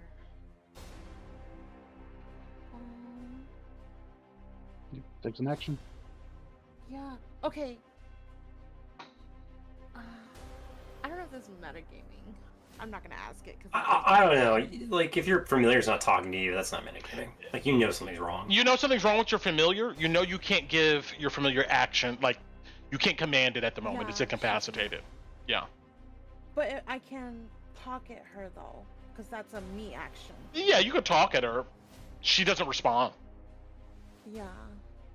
No, pocket. She means, like, put it in its extra dimensional space, like familiars can do. You could use your magic, you know, whatever the properties of that to, I guess, pocket her. Yeah. That. Okay, But I know your other plan. That would be, I think. Huh? I don't have another plan yet, Brad. I thought your other plan was I want to get her to grab the lily and then you pocket her. That's what I thought you were trying to do. Okay. No, you can't. No, because Lily wouldn't go with her. Yeah, Lily's not listening to me, so I can't. Yeah, because familiars can't take objects with them. Got it. Yeah. All right. It is not an extra bag of holding, unfortunately. Well, you look at Kolabadi sweating, Tinu, and you got to go pee too, which is worse in the middle of a life or death situation. And so, what are you doing? Yeah, I'm sorry. I was trying to find the spell real quick. I look at Batsy and Ellie's not responding. I sent her to get the flower. I'm gonna pocket her. So, here, I don't see it, but I will use my action to just pocket her. Okay. I'm scared she's gonna die. And then, bonus action. The three of you could put Lowie, Alice, you just see Ellie vanish. I don't even care. Yeah. There's a flower here, man. And then... Should I... Oh, guys, this is the main fight. I don't want to waste the spell slot. Yeah, no, that's all I'm going to do. I'm just going to stand there and wait. Yeah, that's my full turn. Understood. Torin! I'm hoping that they come after me, but I can't assume that because I can't see out of this tent. I'm going to assume there's going to be arrows, so I don't think I said last time. I will go prone, still the same action. If they come close, I'm going to use Toll the Dead on the first one I see. And I'm going to wait and see if they, I guess in this case, take the bait. Understood. Okay. Kaput, incapacitated. You guys can argue over who has the flower. I want to keep this moving. Okay. Kolabadi?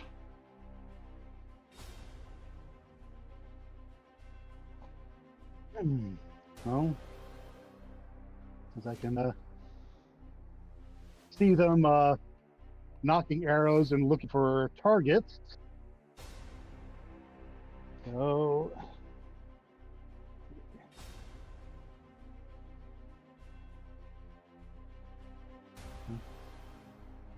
the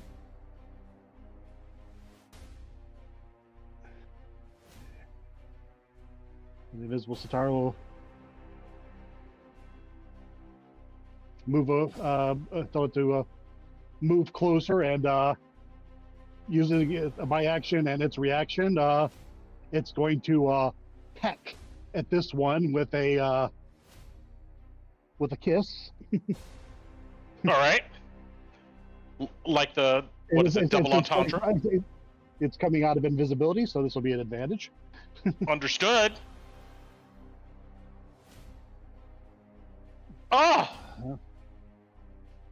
Close, but no cigar. As Sotaro materializes, this thing snaps his head towards the bird and backs away from its back. It can do that. It can move as a reaction. No, just flavor description. A 15 does not connect though. Okay, then since the Taro uses action to turn invisible again and fly over here. Understood. That's my turn.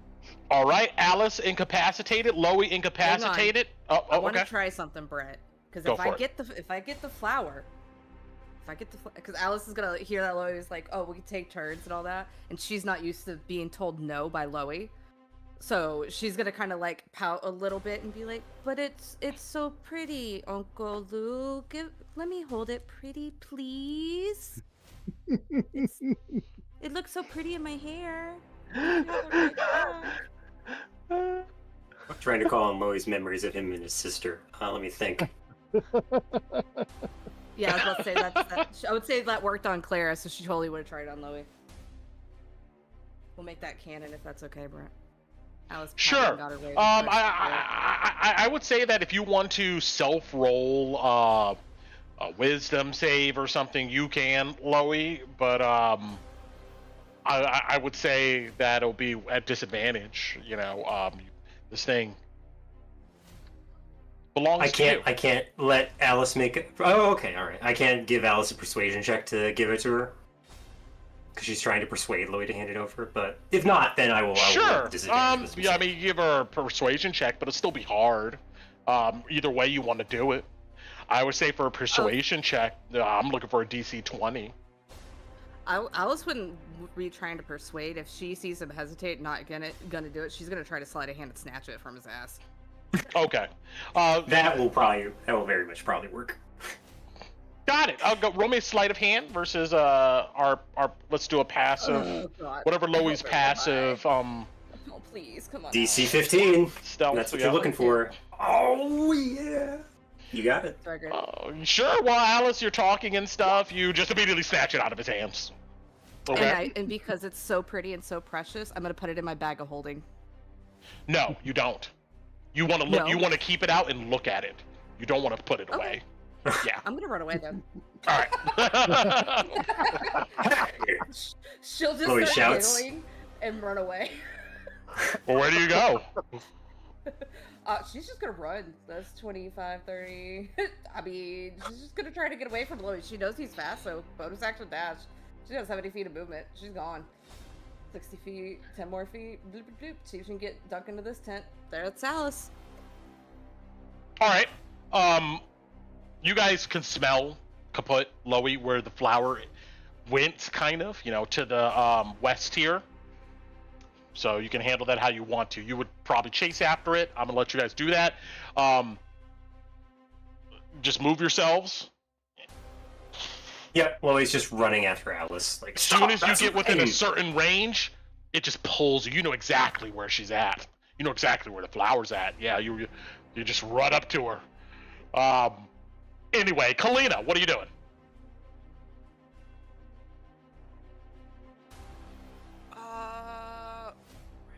Moving towards one of them I can hit.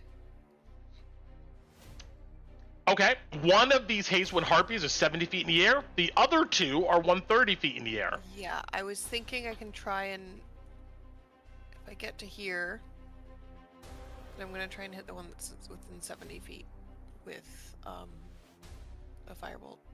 Understood.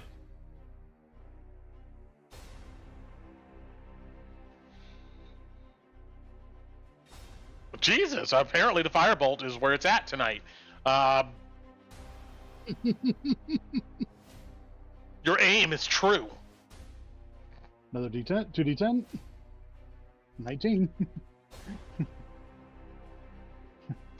All right, firebolt slams into this harpy, and almost like a trigger, when it gets hit, it screeches, and then you see on its turn, if that's all you're doing.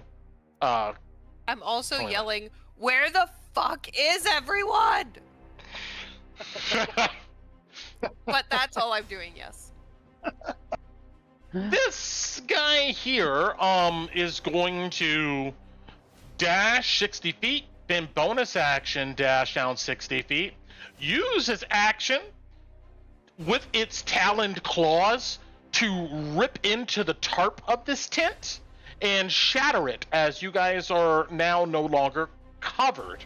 But it ends its movement right next to you, Kalina. These other two, now that they can see you, will target Tinu, who's glowing, and shoot as a ready to action.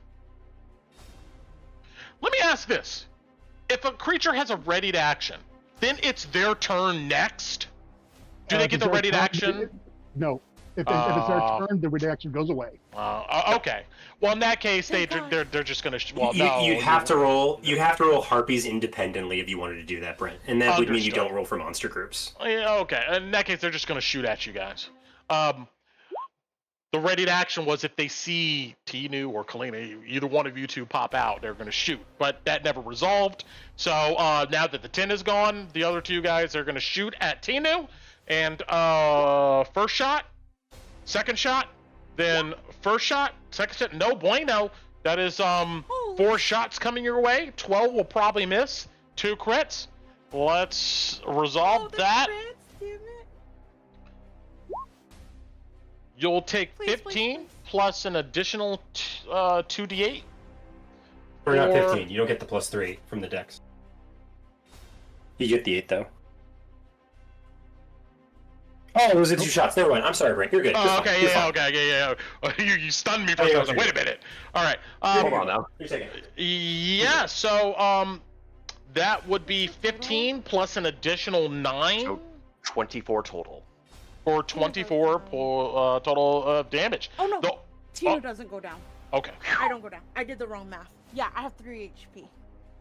All right. They stay in their positions, and they're done. Tinu, you just got peppered. What are you doing? Tinu goes, ow! I'm going to. Oh, I can't go down. I'm the healer. Oh my god, this is so stupid. I'm going to guys, I can't use all my stuff here. I have to stay up. I'm gonna use Cure Wounds level 2 on myself. Got it. You touch yourself, and you feel rejuvenated. Anything else? God damn it. Fuck. I'm going to, I think that's all I can do.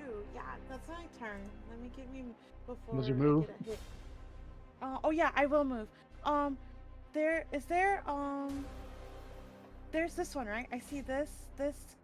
still Yes, up. that 10 is still up, correct. This one is still up, and this one here is also still up. I moved 30 feet here, Torrent. Oh, ow, Torrent, it hurts. They're out there. They're beating everybody out.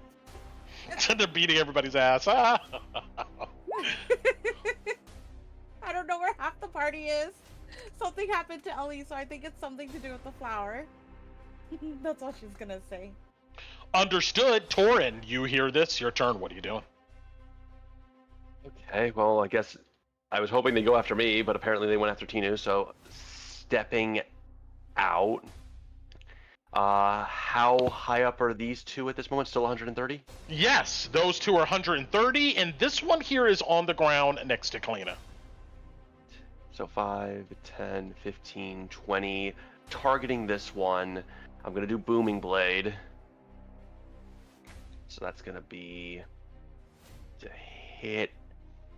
I imagine 13's not, so I'm going to use my Inspiration. Yes, 13 will miss. Inspiration used. For a 20. So that's going to be That'll connect. 13 with an additional. Why did it roll all 3? Additional 3, so 16 damage. This creature's. How do you do it? When you hit it, though, and it just explodes. As it's focusing on Kalina, she will see Torin run out of the tent that Tinu just went into, and just jump up and bring his sword out and just fully plant it in a mess on the ground. He just jumps and cleaves. Understood. All right, ending turn. Meanwhile, Goodness, someone else showed up. I imagine. I was hoping they'd go after me. Yeah, what do you want to do, Complete? Everybody's ran a certain direction. I imagine you'll be heading that direction. Quit's tired. No dash. She's just. All right, you're like, all right. Like, that's it. Next. Understood. Cola body actions going on around you. Tent collapses. Harpy dies. Torin runs up. What's up? What are you doing? Okay, I'm going to run after Tino into this tent. Understood. As my move. And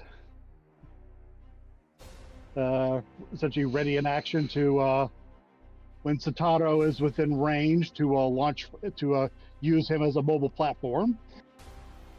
And he's going to fly.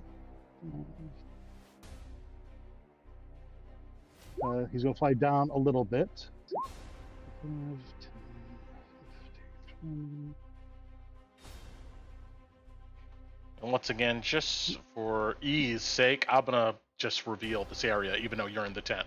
Got it? He's going to fly down to 60 feet, and so when he gets to right about here, he's now within range of what I need for him. And he's going to pop out of invisibility, and from him, 2 ghosts get launched at this harpy. Got it. Wait, Carl, wouldn't you have advantage because Sataro's invisible? Yep, the first attack will be an advantage, so. Oh, yeah. So 22 to hit for the first ghost. 22 will connect. So they'll take 10 force damage, and then the second ghost at normal roll. 13 will miss. And then Sataro uses action to go invisible and continue his flight to here. Understood. Alice. Oh, she's full sprinting, 110 feet, running the hell away from Lowie, laughing, giggling. Okay. How long are you gonna chase Lowie? How long are you gonna chase her? Yes. The answer is yes. There's like so many reasons why Lowie would never let Alice away in the middle of the city alone, so he would follow her basically forever. And if she's starting to get out of my line of sight, I'm going to Hunter's Mark Alice. Got it. Kaput, are you you would follow Kaput, although at a slower rate. Yeah, I can't keep up with him, so Yeah. he's not going to dash, but he'll still follow 5, 10, 15, 20. Well, if you're incapacitated, you can't use your action, so you can't dash. I will give it to him that if he's going after the flower, he can go ahead and move that direction. Just It's don't the dare only thing dash. we're allowed to do. Yeah, you're allowed to do. So, yeah, you can move over there. Lowie, you can move your token in the direction you saw Alice fled. You still smell the foul. No matter how good Alice hides, you're able to track it down. Which way did she go? West or something? I don't know. She went north. Northwest over here. Got it. Okay. Well, it would come out to about here, behind you, Alice. But you're starting to be... Kalina!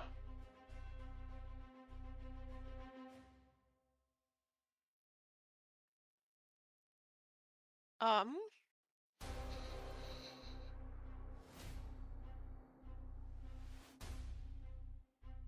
can't reach them yet, but I can at least reposition.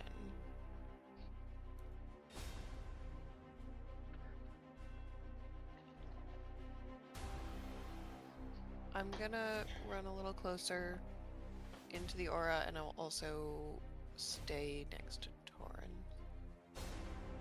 Got it. Okay. Can I prepare to shoot a firebolt if they come within range? Yes, you can. Okay.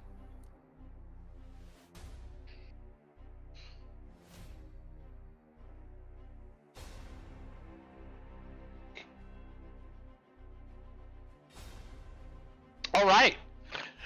You guys see the harpies seem to look down at you, Kalina, Torin, evaluate the situation.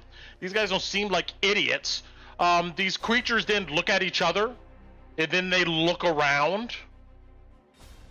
And you see then their eyes narrow in on something, and then they both fly off. What the fuck? So when you okay, so that You leave?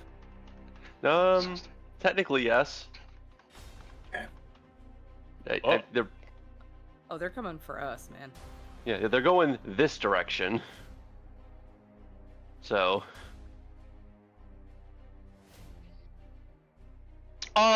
You guys, Alice, Lowie, let me double check something here. Let's see. How can I get you guys in range? That's 40 feet. All right, 60. Let's back them up. 15? 15? Then they will sink down 15 feet. 115? Okay. 5, 10, 15. And then, with you guys 115 feet down in their range, they're going to shoot at you. Alice, who's holding the lily. yep. Yeah, figured this is coming. Is it 18 connect? 18 hits, yeah. Does a 12? Probably not. No. You'll take 6 points of piercing. Then they screech, and you can tell everybody here that they're about to fly away. It looks like they're not willing to die here anymore, and they're gonna fly. Now, if any one of you want to try to do something, or if you're in a position in the combat to where you can do something to affect them, you could take a turn. If not, then we're going to be out of combat. So is anybody going to chase these guys, do something to them? Just making sure they're still 130 feet up. 115. 115, okay. Nice. I can hit them, but I would ask Batif, should we just let them leave? I wouldn't be able to get close enough to hit them. Yeah, I have 30 feet of movement, so if I move here, and then I could do diagonally to them, 120 oh, I see. feet. Okay. Yeah, fireball. Okay. But I would look at Bati for guidance first before I do it. Yeah, she would nod. Okay, then Do she it! knew would do it. All right, go ahead and roll me an attack roll. And then, shot! then they are gonna fly away. We're gonna end combat here. 22 to hit. That will connect. Come on, Kinu. Roll like Yoda! Be redeemed. Oh, yes! 18 Hell damage. yeah. As they're about to turn and fly away, the searing knife, an ethereal image, transposes itself on top of them with radiant flames. This one, like, it looks like it's about to fall to the ground, but it gains just a bit of strength to keep flapping and flying out of you guys' radius. You note these two harpies, they fly off to where you can't get them, kind of. They look back at you guys' direction, and then you see they cut sharply, and they begin to fly eastward. Oh, well, hold on. That was just, does anybody else have anything that could do anything or want to do anything? Because that was just one. I think we're done. Well, yeah. Colin, you can do the thing again. I think. Same. Yeah, and Bati could also get into Yeah, range. because I think Kala and Bati can also take pot shots. Because I think. All right. Tori Well, let's can't do anything. resolve it. I mean, that's why I asked. Yeah. Let's If do I'm it. Like, allowed if you're to going to try to move. like hit them. But I just had my turn. So No. It was Tinu's turn. Hold on. So basically, what she can happened? They move used. from wait. Let me handle this. So Yep. from your current position as a character, if you can do something to them, do it now. If you can't, if you need to move to get closer, nah, they're gone. But in your current position, if you can hit them, go for it. they are 115 feet up, and I'm 60 feet away, so I think that's out of range of firebolt. Okay. You could do Because that's diagonal. 120. put target there, whatever that thing is. One second, let me check something. But here. they're 115 up, so they would already be. I'd have to be can move. right next to them to make it work. Okay, well, if that's the case, they are within range of Sataro, so and that's where I can originate my beams from. So Got it. All right. Go ahead and roll an attack roll for Sataro. That's another screaming ghost. Okay, first one coming out of invisibility. 18 to connects. For 10 force damage. This guy had 5 hit points. You blast him out of the sky. Collapses to the ground dead. And the other one is in range, so the second shot goes towards him. Got it. And that'll miss. Kala? Kaylee? Well, she's not close enough. Yeah. I So- just did the math. The math. It's 120 feet for firebolt, right? Yeah, Yeah. it's If you move- 129 feet. if- for Flagrant if you Theft, move so I'm not 30 allowed to feet- move. Yeah, You move 30 feet unfortunately, closer. It's like Yeah, but I'm not 118. giving- It's just in range. But I Just can't, I'm not range. allowed to move. Exactly. Yeah, I'm not giving the Oh, movement. right. I'm just saying in this moment, if you have something you can attack them with, you can trigger it. Everybody did it. One dies. This other one flies off east. I did the math. It's 129 to 130 feet. Okay, that's. And with Yeah, that, I'm a okay, yeah. nerd. let's go ahead and take like a 10-minute break. Let's go ahead and come back on the 12:32 or whatever, and we'll see what you guys do next. But you guys look east, and really close. You can see the clock tower. It's right Can I there. can I roll a last Twilight Sanctuary for everybody that's here and not charmed? Yes, anybody who's in the circle, yeah, you can roll another one. After a few more seconds, I'm saying another 30 seconds or so, Alice, you come to your senses. And so do you, Lowie, Kaput. Maybe you guys all meet up together over here. And you blink, looking down at this flower. You know this was the source of your hypnotic issue. Fugue state? Yeah, okay. When we come back, Brent, I do have a question about that. Sure. All right. Let's go ahead and take a break. I'm using the bathroom. Oh my god, I'm so sorry, you guys. I just want to say, It was kind of funny. you did. A, yes, 110%. B, we had no idea what happened when we picked up the flower. C, we learned all. That would have been so much worse if we were in the middle of Queen's Park and we were like between multiples of those things, because that's technically where they are. Oh, yeah. So I guess it's So- good we know Which now. is why I'm Yeah. wondering if they're not them, because we're not in Queen's Park. Yeah, it is unfortunate, but it was literally impossible for us to know that, and we were gonna do this anyway, so it was inevitable. So Yep. Don't Oh worry my about And goodness. As don't far worry as about it. running face first into something we had no idea, that we got up, that was pretty good. Like Mhm. we can recover 110%.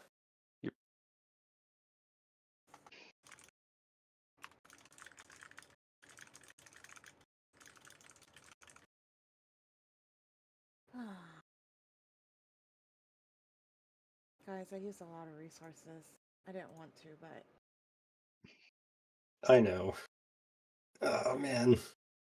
I have one level 1, one level 2, and 3 level 3s left. That's it.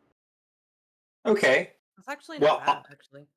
I'm fine. I only used cantrips because that was the only thing that could Uh, go I far. thought you the Shield of Faith. Well, and Shield of Faith, which So- I'm glad I What did because was that doing work, prevented a though? lot of hits. And some things to think about. Do we want to try to take a short rest? I've got a plan as well that might help us take the bottom parts of the tower. But we'll play that out when we get back I in think it's character. I- 6 something, so it would be 7 something if we charge the tower.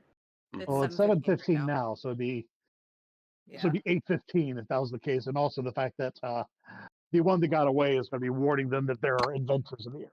Yeah, that the people that the scouting party went to pick off are a little tougher than they expected, and probably coming at them. I will say that I only used one first level, and I'm sorry I wasn't more hope, but my only ranged cantrip is 60 feet, and they're too far away. What if? No, not. I really wish. I so wish I didn't get charmed. I'm Right. sorry. I know. Sarah, like, Cool, it's Sarah, okay. like- You don't have to be sorry. you're. Cool, we have an entire tower of harpies that are going to be doing that as we go up, so it's okay, man. I'm going to have time to shoot at them. Oh man. Oh, man, Okay. that was funny. Yeah. That was funny. That was like a very typical D&D type scenario. Where it's Yeah, like, like- yeah, there's like I a said. fucking Hill fight, music playing. but also there's a flower. There's an entire. We're fighting for our lives against horrific monsters. Off to the side, a small portion of the party is having a comedy sketch that's just completely unrelated to what's happening. It fully Like I tracks. said, I was getting two Annihilation flashbacks. Yeah. Uh-oh. All right, I'm back, but we can wait it out. I know people are doing some stuff, but I think the only one that's not back is Dova, or is... Yeah, he's refilling but hey, the water. you guys have made it. Made it to what though is the question. The clock tower. Hell yeah, man. There we go. Well- Question answered. Yeah, you guys can. Don't get me wrong. There's a bunch of places to explore around here, but yeah. We can explore later. As much as I'd like to, it's a little harder to justify that now that one of the members of the scouting attack force just ran off to probably warn everybody. Time might be a little bit more of the essence. Well, I can tell you this much. If you guys seize the clock tower, you're gonna knock out, I think, 2 of your goals here as a party, and you're gonna level. So. Oh boy, that is, Yeah. that is that's very tempting, Brent. It's very tempting indeed. Heck yeah. And We can all go of the take inner that level city rogue. has all of the encounters in the inner city have big reveals, I would say. So I mean, to We're be gonna considering see. how hard it is to get a foothold in this place, that doesn't surprise me. Like, okay, while we're waiting on Nova to get back here, I just want to know are you guys going to explore this area further? You see that there's still some harpies off in the distance, at the rooftops, just evaluating, looking, but none screech or try to challenge you or anything of that nature.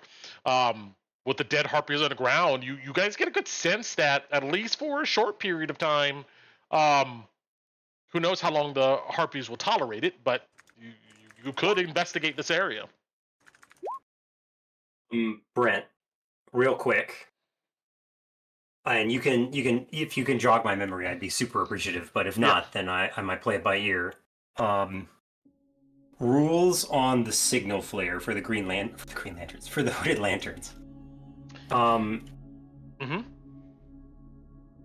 They said they'd come and help us if we use it in the city, right? Yes. Itself? In Drakkenheim, yes. Okay. But it's indeterminate how long they'd take to come. That's the question, yes. Okay, then right now, as the fight breaks and we seem to have a moment of time, I think Lowie would blink, come awake, look about, realize where we are, and then take out the signal flare, and he's going to fire one up. I thought we were going to regroup, and I would have suggested not doing that. Hold on a Oh, second. really? Yeah. Alice would stop you the minute that you start pulling that flare gun out. Torin would as well. All right, we can all say we're together, that's fine. I was just thinking that, now that our cover's blown, maybe it'd be a good idea for us to get some backup before we take the tower proper. And let everybody else know exactly where we're at, too. You mean the harpies that already know? Well, the harpies, No, I mean- the Garmir in the area hunting the harpies, and whoever else No, is scavenging in the Queens area. men? That too. Yeah. If the hooded lanterns send a contingent this far in the inner city, the other groups are going to notice. The whole point of this is to try to get this place and secure it before anyone else does. If we launch that flare and put a target on this place, it's about to turn into a tower, and it's going to get a lot harder than easier. And they said don't You send the wanna- signal. We said we would flare when we got it. Oh, did we? Okay. I have that in my notes. That's how we would let him know that we got the clock tower, as we'd send the flare up. Am I right on that, Brent? I don't remember that exact statement, but we can go with it. I will just mention though that you guys would know that if you called them, you're not sure when they're going to arrive, so you would just be sitting here waiting for an indeterminate period of time. An indeterminate amount of time for an indeterminate contingent. How many could they spare to follow us deeper into the city?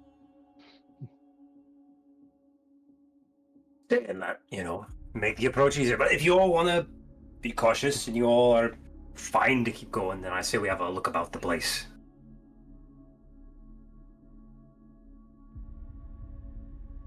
Unless you all need a rest, in which case maybe we should wait a moment, recover ourselves.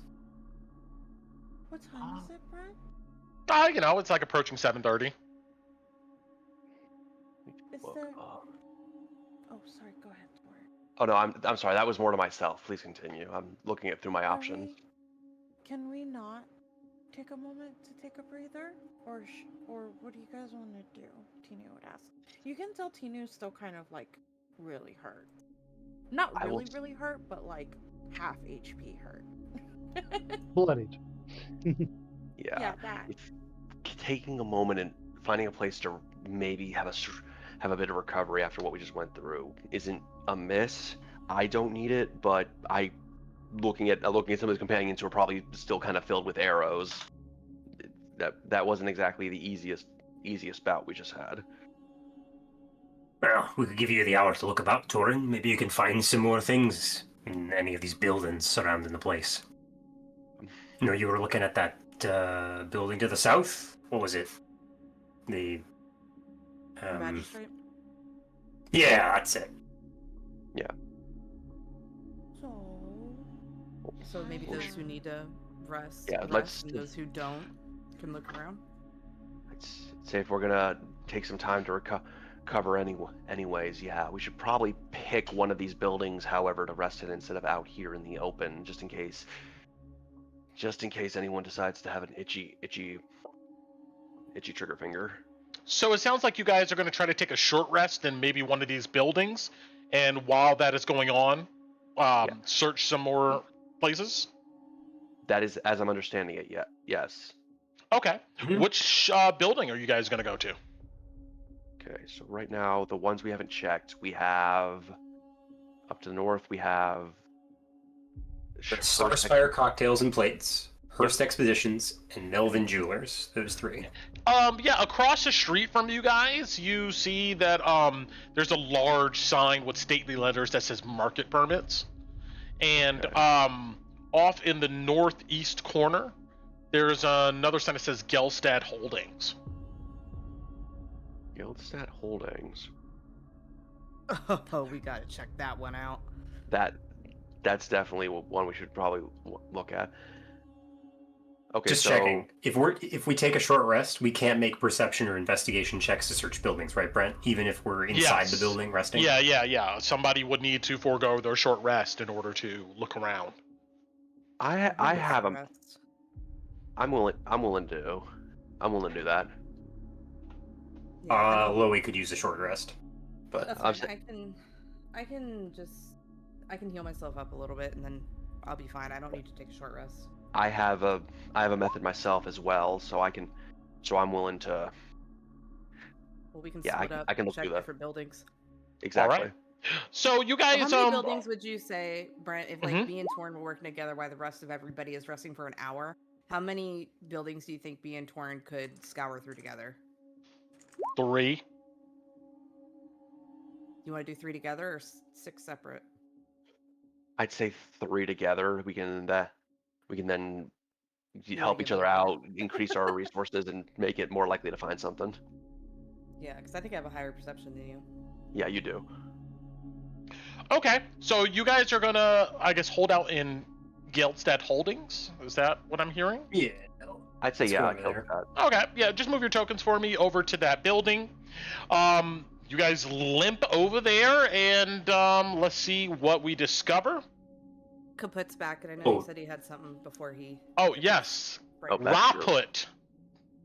Yeah, right. Right. Still waiting to see, if Ron actually survived. Yeah,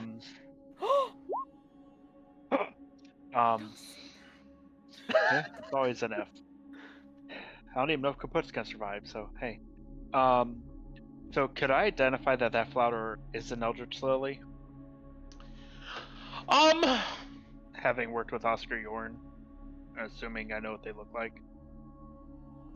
You can roll me a nature check with advantage. I'll take that. Maybe. For 21. If you examine it further, all of you are, it's hard to not get sucked in to the smell and the energy of this Eldritch Lily. I'm going to need Alice, Lowie, and Kaput to roll me Constitution saves. Alice would have put the gas mask on if she was still being told to hold on to the lily. Before you do that, regardless, you've handled it. I mean, yeah, just you guys, you three to, yeah. But you put it on after. 30-20 for me. Okay. This isn't poison, right, Brent? No. Got it, okay. You guys do, as you stand around it longer, there's this sour alchemical smell that's reminiscent of the haze emanating from this plant. Looking at it, Kaput, you get a sense that this looks similar to an Eldritch Lily, but it's not. It's another type of plant that maybe evolved to mimic its form. Could I discern if it is useful or useless with that check? Medicinally, it's probably useless, but you imagine, I don't know, like if you get creative, it could be useful. We could use it on the Good point. harpies. I let ask Alice to go ahead and put it in her bag. That might find a Okay. better use for it later, since it's not the lily we're actually looking for. Okay, she'd put it in the bag quickly then, because she doesn't want to be around this damn thing. Understood. I still need each of you to roll me another Constitution save, and but you get advantage, Alice. Alice, Lowie, Kaput, roll me Constitution saves. Okay. Oh, good advantage. That might be enough. All right, understood. You put it away into the bag of holding, and you guys reunite and head over to Gelstad Holdings, and this is what you guys discover. So we are in the East Market, and the front of this building drips in authoritative Gothic decor. It has pillars crowned with scenes of guardian angels. Steps lead up to metal doors, and when opened, it reveals a dark interior. The doors groan when you open them, and inside, it looks like a thoroughly looted bank. Booths are shattered, lock boxes bashed, debris is everywhere. The vault in the back has been blasted open, and the interior picked clean. But Alice and Torin can roll me a perception check. Torin will help Alice so she has advantage. Is that okay, Brett? Yes. Okay. Sorry, I was adding the lily to the thing. 24. As you guys look at this place, it seems like this maybe was one of the first places probably looted. But you happen to find in a dusty corner 1 platinum piece. Wow. Okay. Okay. Right. 1 platinum coin. Mark it as special platinum coin with no obvious magical qualities whatsoever. Signed, Brett. Yes. That's one place you guys looked at. Where are you guys going next? You want to check out the magistrate, Torn? Is that where you're interested? I would say yeah. Okay. Sure. You guys nod to your party, obviously to keep watch, and you guys move all the way across our map here to the south. You don't got to go ahead and do it, but just pinging where it's at. Right. Well, this imposing courthouse has broken steps that lead into a front area of windowed booths and offices. A large, ajar double doors between these booths go to a short hall, then open into a courtroom with pews, desks, and a console and judge area. All the furniture in this area looks to be intentionally shattered. It looks like genitals have been graffitied over the walls and the old banners that hang from the walls. One of the banners looks to be that of the Von Kessel Coat of Arms and the Drakkenheim Guard. On the wall behind where the judge sits is drawn a pair of... It's drawn, not a pair, but just red lips. And a speech bubble is drawn next to it that says, "Law is another word for slavery." Go ahead and roll me perception. All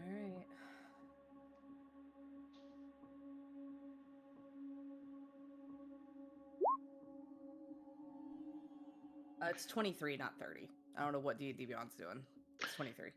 As Alice and Torin move around this place looking, the court area is empty, but you do find some steps that lead down to a lightless basement level, where there is a pair of small holding cells that have been bashed open. There's a hole in the floor here where you can see traces of octarine light. Examining it closer, it looks like the hole drops into a sewer line, and that familiar glow is that of delirium somewhere down there. Okay. But we can't see the delirium? No, it looks like you look down into the hole, you get a sense that it's further down the sewer tunnel. It's kind of hard to see. Right, okay. Well, we make a note of that, and when we get the clock tower, we can excavate it, or did you want to go get it? We want to get the clock tower. If we get the clock tower, this area is somewhat accessible to us, so we can probably double back here and try to go for it like some of the other buildings here. I mean, Unless we want to try to jump in the sewers. No. Yeah. Okay. We need to keep eyes on the prize now, as much as tempting and tantalizing as that is. Okay, so how big is this hole? Okay, so with this hole in the floor, then this glow's coming out, and then like there's a bunch of rubble and stuff. Is there enough stuff where Alice and Torrin could like cover up the hole, so that way until we get back to here, maybe if somebody else comes, they don't find it? You get a sense that probably, but it'll be a major it'll be a project, and you probably won't have time to look at another building if you do. Okay, that's not worth it then. Okay. When I'm gonna ping over on our map here for Alice and Torrin. Mm-hmm. Let me get out of initiative. So see, and should be good now. There we go. To the south, as you guys come back out of the courthouse here, you see a building that says "The Guard" on it. Okay. So we got the Guard, we've got cocktails and plates. What was the other building that we haven't looked through yet? We also have the other one. Hold on, I'm going to move my character up there so I can just see it real quick, Brent. Mm-hmm. We have Hearst Expeditions, Melvin's Jewelers, and Market Permits. And I think Those are the ones. Yeah, those are the ones that we know of that we have not done. So those 4. Does anybody have a certain one they really want looked at? I'm open.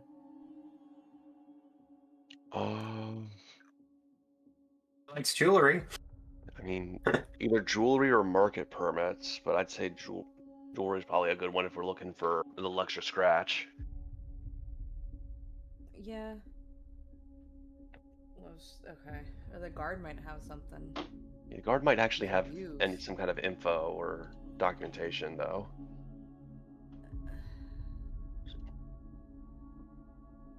Your choice. You know what? I'm gonna throw my lot in. I'm curious about the guard. Okay. Okay. Come back to the jury with Elias and not Elias, sorry, Elijah, because he wants to be the one to find it. Like, I understand that pride. Alice would understand that pride. As you guys move southward down the blasted streets, off to the east, you see another building that says Esther's Elixirs.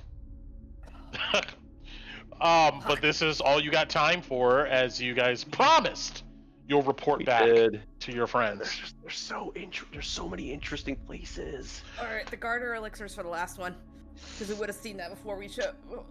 Wait. What are you gonna do? Are you gonna detour over there instead? Just looking at Torin. We might find something. I want to do guard, but elixirs. We might actually find something that can help us in the fight. Elixirs. Okay. Help us find something in the fight, but yeah, all right, we'll do elixirs. You guys decide to head over to Esther's Elixirs instead. Oh god. The glass storefront is shattered, like it was hit with some projectile at one point. But through the pieces, you can see it's a barren apothecary. Long rows of shelves, mostly empty shelves, kind of cover the floor here. You imagine this place was probably looted soon after the meteor struck, but roll me a perception. Right. Oh, man.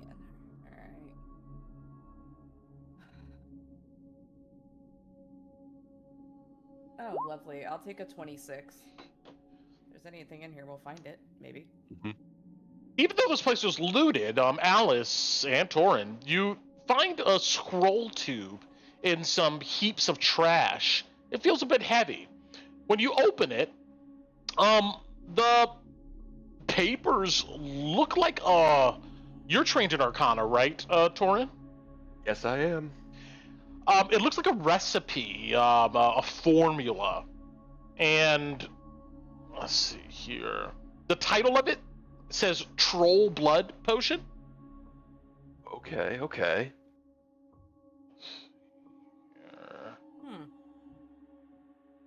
This could be interesting. All right. Hold on.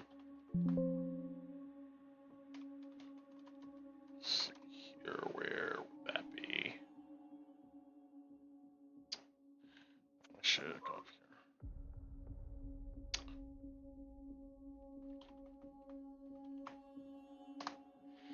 here. Here we go. Okay. Torin, roll me a Arcana. Looking for a DC 15. I'm not trained, so I don't think I can help 18. you. Doesn't matter. Heck yeah. You've heard of this potion before in your studies in Drainsmooth. When created, you would know mechanically wise. For a minute, you regain 5 hit points at the start of your turn.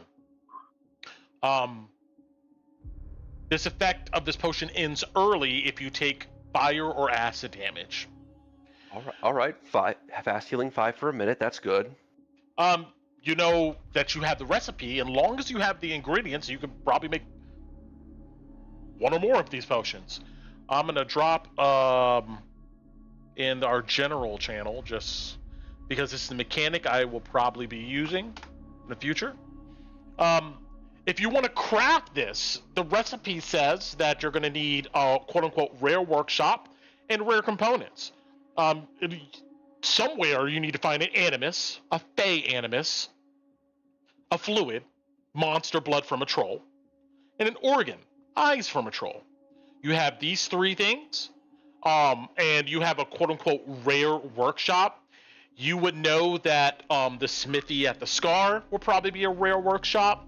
You would know that the Crow and Sun smithy, you've upgraded them, work with them for a while. That's another workshop you can go ahead and use. So we Yes. are able to get the workshop. We just need to find the ingredients. This is true. Good ball hunting. You would know of Fey Animus. Oh, what would you? Who rolled? Somebody rolled. I think it was Tina who rolled a nature check on these avian monsters. I would give this one to you. You would know that these creatures, these bird creatures, probably have some type of Fey origin.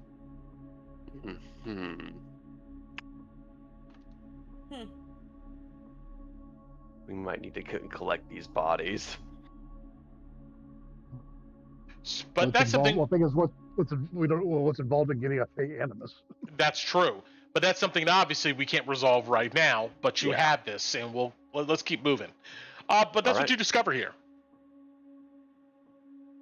All right, and then with the time left, I guess we traverse back to the Geldstadt. Right. The rest of you are able to go ahead and roll yourselves a short rest for hit dice, however you want to do it. As you guys see Alice and Torin come back. As they do, I'm going to here, and I got you, Torin. Oh, you already moved yourself. I don't even know where you went. I walked around the Geldstadt. There you go. I moved myself. Gotcha. Walked to my own feet, my own power. As you guys come around the south here, you see that there is another building called Author's Attire. And that is going to be right over here. Excuse me. But you guys have a short rest. It's been an hour. It's about 8:30 now. The sun is definitely at the horizon, and it's getting dark. Okay, make sure everyone who, if you haven't, roll your hit points. I don't know who hasn't, so... Yeah, I was going to ask another question, because I know we've got at least one, but how many of those healing ointments have we found? Just the one, and when I rolled it, I got all 5. Okay, Charges. so if anyone needs healing, we also have that available. Yeah. Yeah, that's why I've been told. I mean, I can hand it off to somebody else if they want it. Yeah, but just I mark. figured I can get to If it's a people party fast. item, just mark the usage on it in the treasure channel, and yeah. Yeah. Yeah, it's in the treasure. I put it in the treasure channel, but I mean, if somebody else wants to hold on to it, they can. I was just like, I can get to people. I have it. I'm fine with you. I'm fine with you keeping it. I'm fine with you giving it too. All right, are you guys going to use this? Because if so, go ahead and do that. Well, that's what I was wondering if Torin or you needed it. Alice was gonna be like, can I use one of these? Yeah, go ahead. Again, I have healing methods, so I'm doing pretty all right because I still have the 10 hit points, so I don't need to heal immediately. Okay, I'm gonna roll it then. Yeah, go ahead. All right, while that's going on, you guys adjust your gear. You've had a break. Nice. Some aches and pains. You feel better, Alice, using the restorative ointment. What are you guys going to do now? Brant, I'll just mention this because we're taking a short rest. Lowie is using his gunsmithing kit to re-up his reliability dice on his guns. Got it. Alright, I'll spend the gun oil for it. Did this Yes. tower look close, like right there, or do we still have to walk a bit to get there? It looks like you still have to walk a little bit to get there, but if you look over Gelstad Holdings, you can see the roof of it. It's pretty close now. Who in our party doesn't have dark vision again? It's I think Alice, Tor- Lowie? Torin technically doesn't have dark vision. Lowie has it. Alice has dark vision, but I think if you're given extended dark vision and nobody needs it, Lowie being ranged is a good idea. I know Torin does not. Torin needs it. Yeah, because I basically took variant human, despite looking like a half orc, so Yeah, so I that's need fine. it. Tina would link arms with you, and when we get into combat, I'll cast it. Okay. How many people can you Right. do? Skip. I can Skip. do 3 people. That's what I was asking too. Yeah, so you can do it, and Louis. I know Ron used to need it. I don't know if Kaput needs it.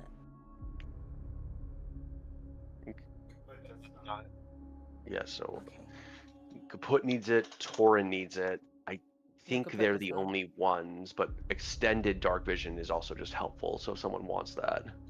Yeah, I'll do on Torin, Louis, and Alice. I won't do it right now, but Tina will make sure to stay close to them. Okay, just let me know when you do it, and we'll adjust that. But all of you emerge from the ruins of Gelstad's holding, looking across the market. I'm assuming you guys are not exploring anywhere else in here, and you guys continue to head eastward. Mm-hmm. All right, here we go. So, man.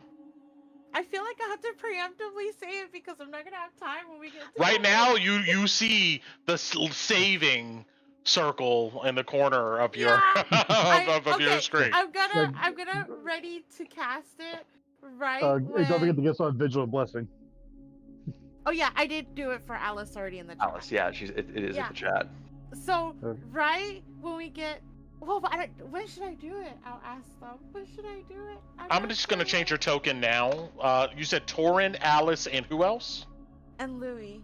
And I'd say Lowie, do it got right it. before we dash for the doors. Okay. How long does it last?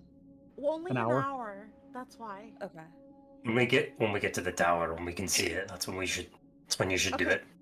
Right when we get to the tower, when we're dashing towards it, I'm gonna cast it on all 3 of them. Understood. All right.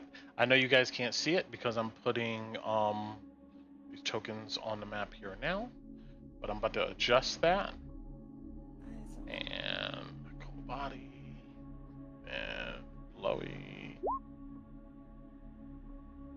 Tinu, and Torin. All right. So Torin gets night vision, 300 feet. And this only happens at nighttime, right? It's 360. No, it just says 360 dark vision. Does it increase as you level? I thought it was always 300. No, it's always 360. It's always 360? Jesus, Yeah. okay. Yeah, it is Ultra Supreme no. Dark. It's 300. You're right. The spell Okay. says It is 300. T-News is 360. Sorry. Gotcha. That's where I messed up. Hers is nuts because Twilight Cleric. Got it. The thing Turin, that she Alice, needs for Lowie. darkness is so she can fly, which is why she keeps asking if it's dim or Yeah. Yeah. not. I know. Yeah, it's we're getting close to nighttime, but not just yet. Sorry. And so Alice, Torin, and Lowie, 300 Mhm. feet. Got it. Okay. There we go. All right. Let's do it. So, let's see. I'm scared. I'm so scared. It should be. This Mhm. may be the end for one of you guys. Don't say All right. that, please.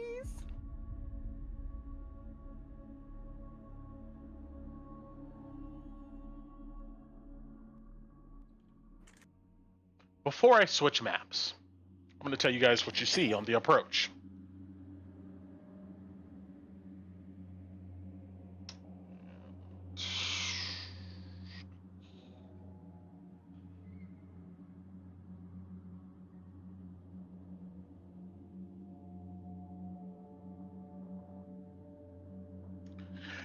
Not far past the East Market here, through a clutter of single-story stores, and up a series of wide inclines and pedestrian steps, you see the Cosomological Clocktower looming over the ruins.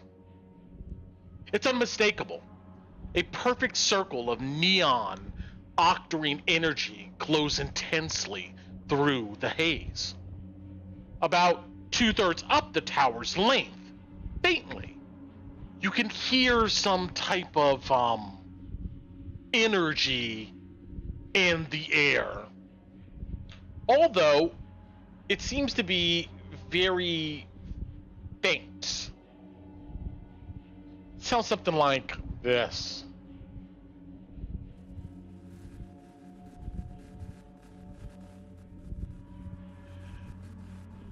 A bird-like chittering noise echoes out into the dead streets. Just at the edge of your vision are strange creatures perched near shattered windows. Torin, maybe you reflect back on the years your father worked here, helping an excavation, on the backside of the clock tower. It occupied your father's time, and as you remember, your mother thought he should be up to other things, and that caused some stress in their relationship. You are all about 150 feet out from the clock tower, in a position very similar to the image that I'm showing here. How do you approach?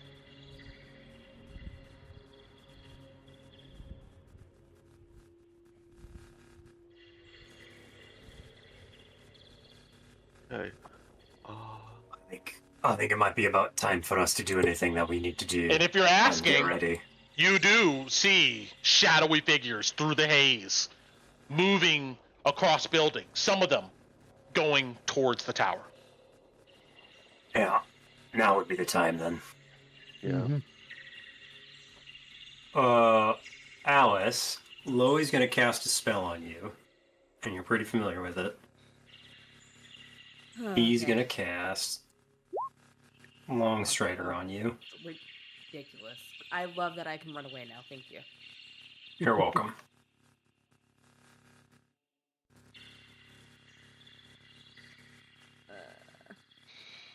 That's it? I don't have any buffs that I'm gonna want to cast. It's not gonna go out completely, so I'm just gonna get ready to make a sprint for the get inside the clock tower before we get peppered. And Tinu, now might be a good time to do. Oh yeah, sorry, that's to what do I'm it. doing. Yeah. The dark vision thing. All right. Are we gonna Everybody, roll me new initiatives.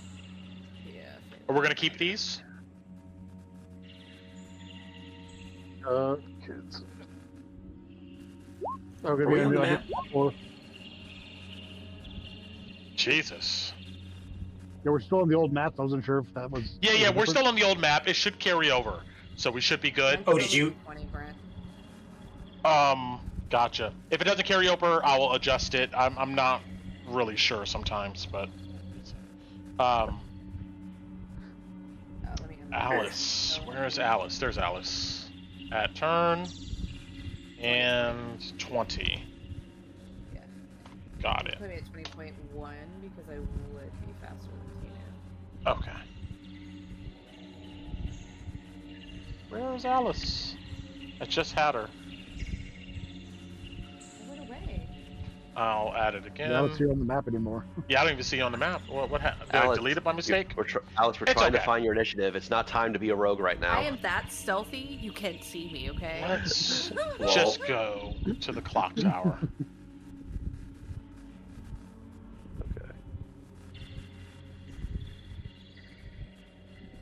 Oh, I would have pulled Ellie out before we went. Okay. Put her on color. And let me add Alice again. Here. Yeah, because we can't see the turn order from the other map, Brent. Oh, you can't? Hold on. Mhm. Yep, and Yeah, let's go ahead. So all I see is Alice. Damn. Okay, that's fine. I'll just adjust it here real quick. I'll just add everybody. Don't worry about it. I'll just go ahead and do it. Okay. and I'll tap Alice to get eyes on her. Okay. Alice at 20. Alice just Yeah. carrying all of us. Here. Lowie. 13. And, Lucky number. if I do this. And then I would totally cast Longstrider on myself, but I gotta save Featherfall casts, just in case. Oh, I forgot about that. Oh. Yeah, we have to go up a couple hundred feet. Alright. You're Lowie. right. 13. Got it. And then call a body. 19. Got Maxed it. it out. Torin Nice. at turn. I don't know why it feels like this should work easily, but whatever. Alright. It's because we You can't always- see the other map and you can. That's why. I guess It's baked into Roll20's design. It's also just a technology thing. It always feels like it should be easier somehow. I bet the same reason why you can have monsters hidden on the initiative tracker so players can't know that something's about to surprise them is the Yeah. same reason we can't see other initiatives. Got it. Okay, I think I got everybody here now, just except Tinu. And Tinu 20. And Yeah, that's all the players. So alright. So I'm gonna move all of you back right here really quick. okay. Alright, let's get into it. So now I just had the map up, but you guys are on the approach. Obviously you're moving stealthily as you can. You're keeping observant of the skies. The sun is sinking quickly. Let me adjust my it's already good. We're already good. It's like about dark out here. As on the approach, you see the following. At this, well, actually, let me back up.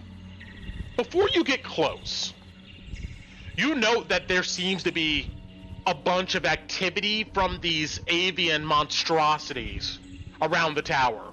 They seem to be flying. Some of them seem to be perched, but they seem to be on alert. Note that. As you approach, all of you see the following. At the center of the square is, of course, the clock tower.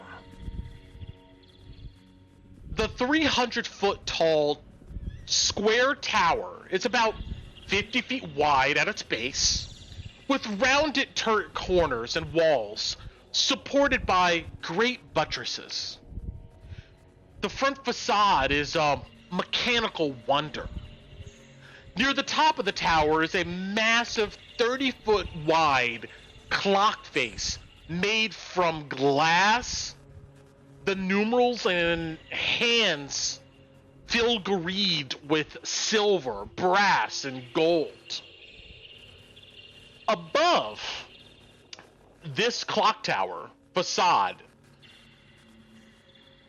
are several crenellated balconies, and the roof is a steep spire topped with wrought iron weather vane.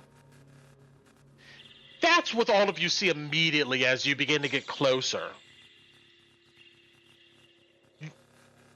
The facade of this clock tower, that's neon glow, and this illusionary or, I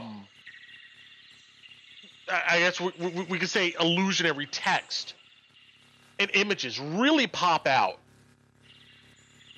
You get a sense that you could, I guess, sit here on your approach and really observe what this clock tower facade is, or more details, or you can continue going.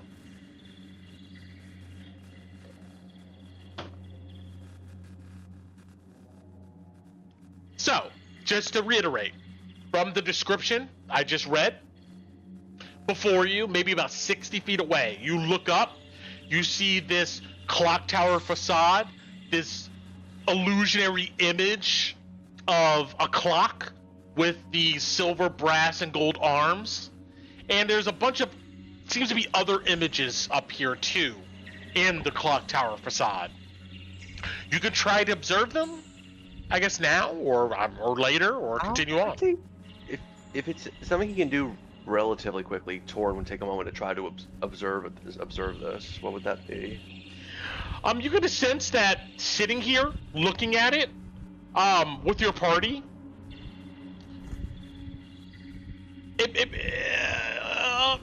all of you are in active movement. You're probably going to want to take cover. Okay, yeah. Fair enough. Is that something as a party you guys do? Do you want to observe it, or do you want to get inside it? I think we should get inside and we can probably, if this is still around, we can observe it afterwards. Okay. My curiosity got the better of me, but we do it. There's probably people about to shoot us. Yeah. All right. They are on alert. Gonna think something. Okay. I mean, don't let anybody detract you. If you want to say or do something, let me know now. But I'm assuming all of you are on the move and want to get closer before you do anything. I mean, Sure. Hmm? I was just thinking that, you know, if they've already been warned, probably means we should stay as a group.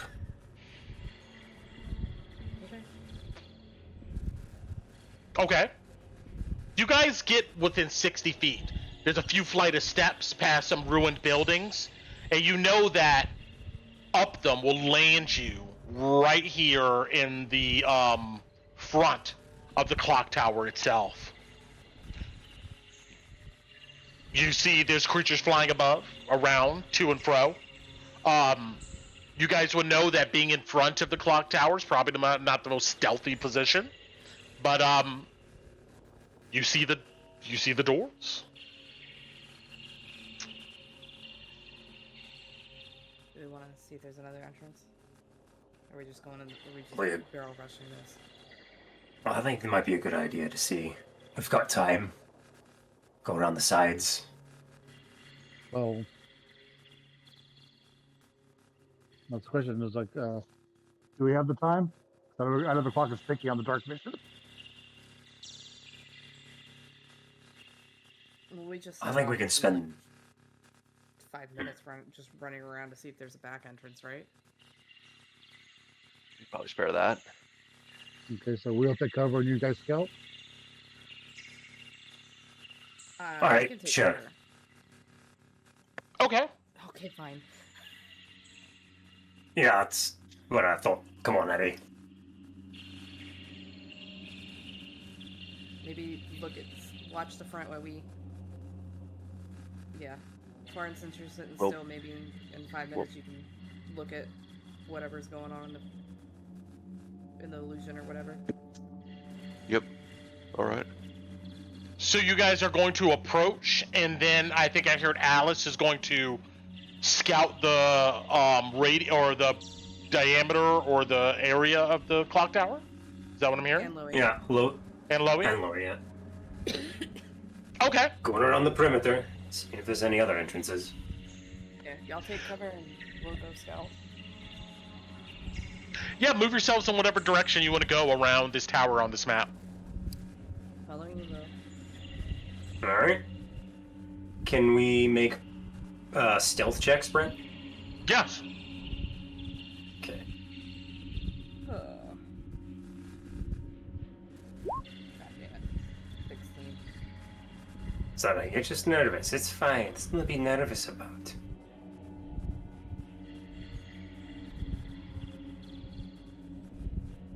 You guys move as cautiously as you can, but Alice, you kick some glass, and you can see, maybe 50 to, yeah, about 50 feet up or so. It's not on this part of the map, but they're shattered windows about 50 feet up, and these windows seem to scale upward and go higher than the initial 50 foot. There's like more windows, and they seem to step or gradually go up around the clock tower. But the windows are shattered, and hanging out from them are these creatures. You can see dirty, matted nests sticking out of the shattered windows. And as you guys get closer, Lowie, Alice, they seem to notice you. Or definitely Alice. You lock eyes with them, Alice? Yeah? Oh no, she would not look up at those things. Are you kidding me? God. No. But you No, hear Alice would screeching. not. She'd hear screeching and she would just freeze. It's like, but very slightly like motion to Lou, like go. I mean, She has a feeling she knows it's her. Lowie, you look up. I mean, both of you guys are traveling together. So, you see at least 50 feet or more up through shattered windows on this clock tower, these avian monstrosities looking down at you and Alice. But they don't swoop down to attack you. Yeah, they stay where they're at. But they look at you. Okay. Well, I'm going to carefully start picking my way around this outer fence to look at the backside. Sure. Let me know if that path, if you need me to stop anywhere along that path so I can see the backside of the building. No, keep going. As eyes watch your trek. Move you down here. And,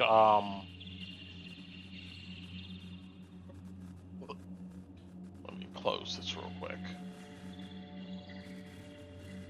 You see a massive rectangular gash in the earth behind the clock tower. What looks to be some makeshift wooden boards as a platform around the perimeter. You stand amongst the wreckage and heap of what looks to be a broken pulley system of some sort, probably used in this hole that you see before you. A wet, sewagey smell comes from it. There's no octarine glow from that, right? This doesn't look like a meteor crater? No, doesn't look like a meteor crater. It looks like man-made. Okay, so this is probably some open sewage that they were working on before everything went to pot, I'd bet. Lowie looks behind him and like signals to you, Alice, are you coming or are you going back to the others? She'll sigh. They already... Yeah, she'll walk forward. Yeah, you see the same.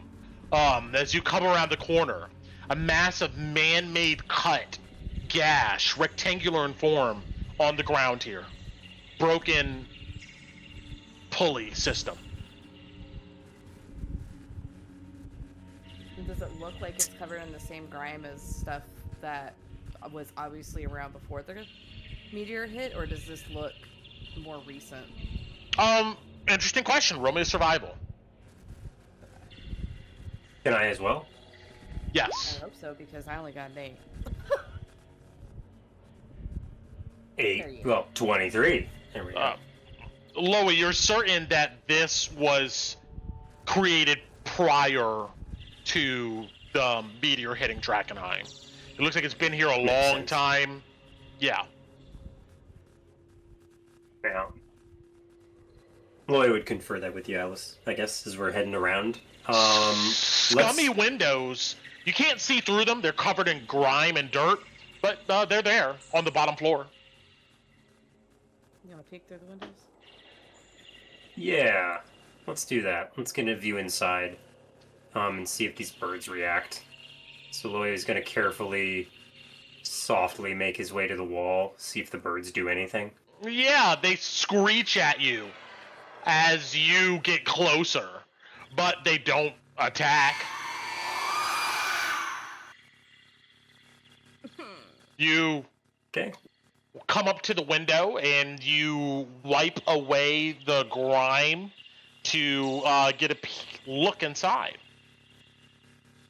Let's see here. And I think you should be able to see in the window, right? No. No?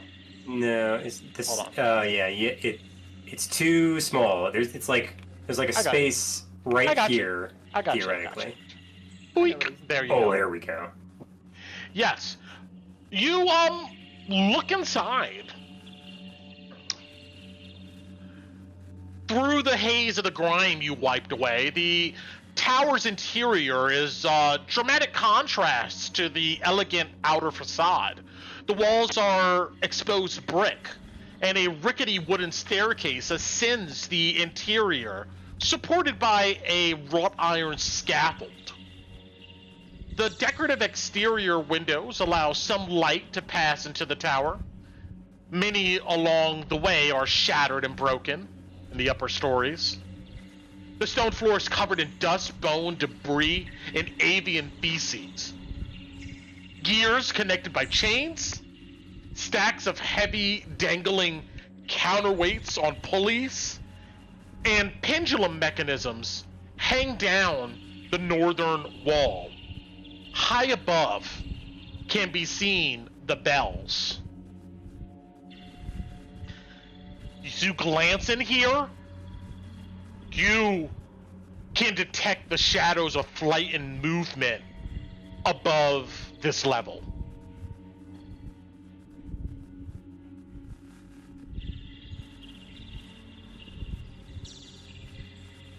Can I get a count at this point, Brent, as to how many potential enemies are here? It seems like they're too high up to probably get an accurate count, but you could definitely prop more than 4 or 5. Yeah, and the ones in the windows too. On top of that, those are at least the 4 or 5 I've seen that have been outside screeching at us, right? Correct. Okay. There's a shattered bell on the ground, as you see here in this image. There's stairs. Yes, you see a flight of stairs to the northwest that go up. Yeah, I'll move over one so you can see a little bit more. Oh, all right. Keep going. You don't want to waste time. All right. Almost back to the others. Yeah, you come around the other side, you see some more scummy windows in this direction here, on the east side, even though they're not depicted. And as you march back around, you see your compatriots. But meanwhile, Torin, you're looking at this facade as you guys stand closer. Is that what I'm getting? He's muted, but that's what he was doing, yeah. Gotta confirm from you're muted. Oh, may have stepped away.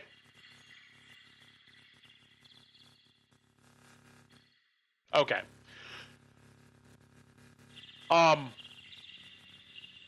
You there, Torin?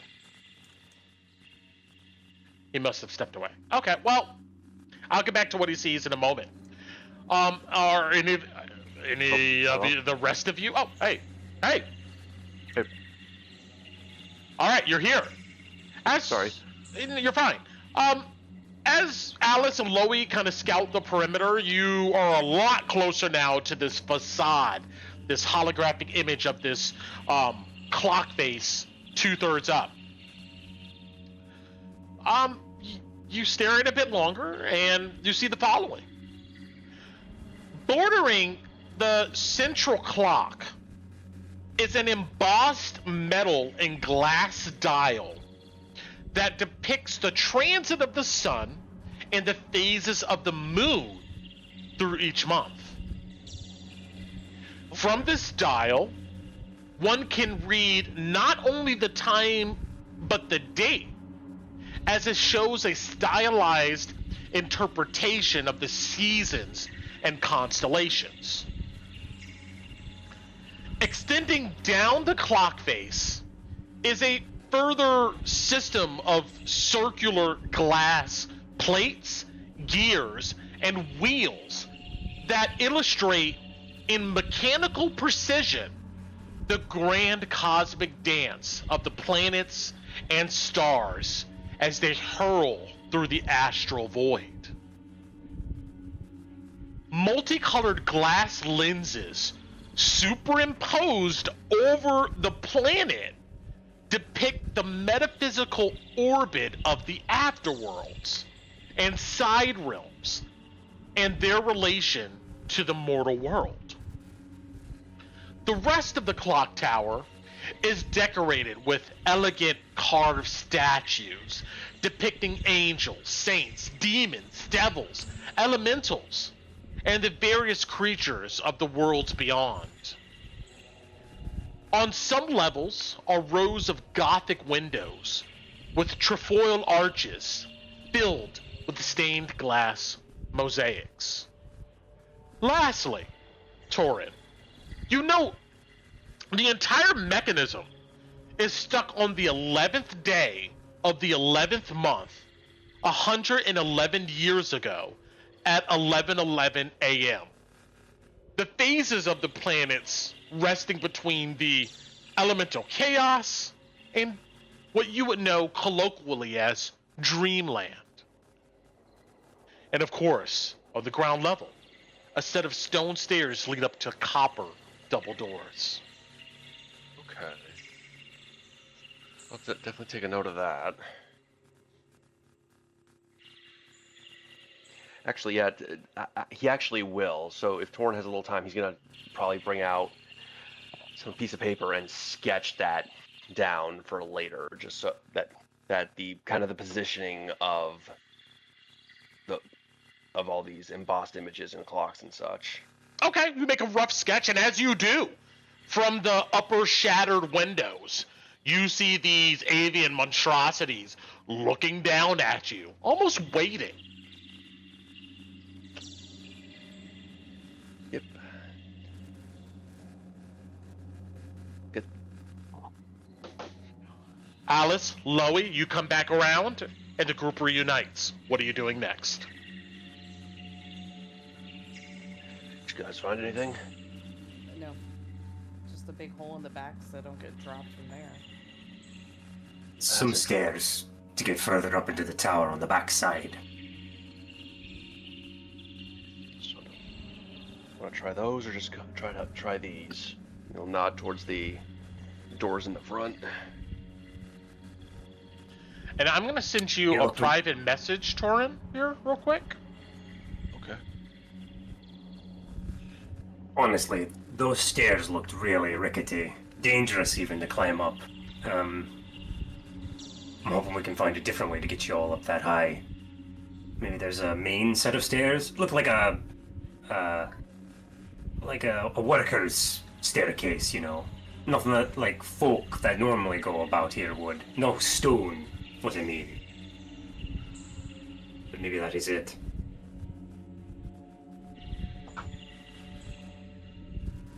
Oh, they know we're here. Oh, they definitely know we're here. Yeah. Welcome down. That's Oh yeah, you look 15 up, years, no maintenance. they're looking at you. What did you see inside? Did you look inside? Yeah, that was the staircase. And the, some metalworks and a ruined bell as well, on the south side of the tower. A lot of shit too. Yeah. No, not sure that's going to help us get into the tower itself. Would probably. You know, beyond this retaining wall here, the double doors are right here. Yeah. Yeah, I think we could just take the main doorway and just go in. I don't think it really matters what side we go in. They know we're here, and they'll choose to engage us when they want. They're about... How high were they, Brent, in those windows screeching at us? They look...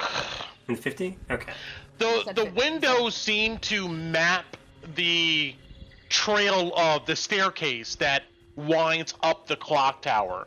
So all the windows aren't on the same level per se, but you see that there is windows that are 70 feet up on the west wall.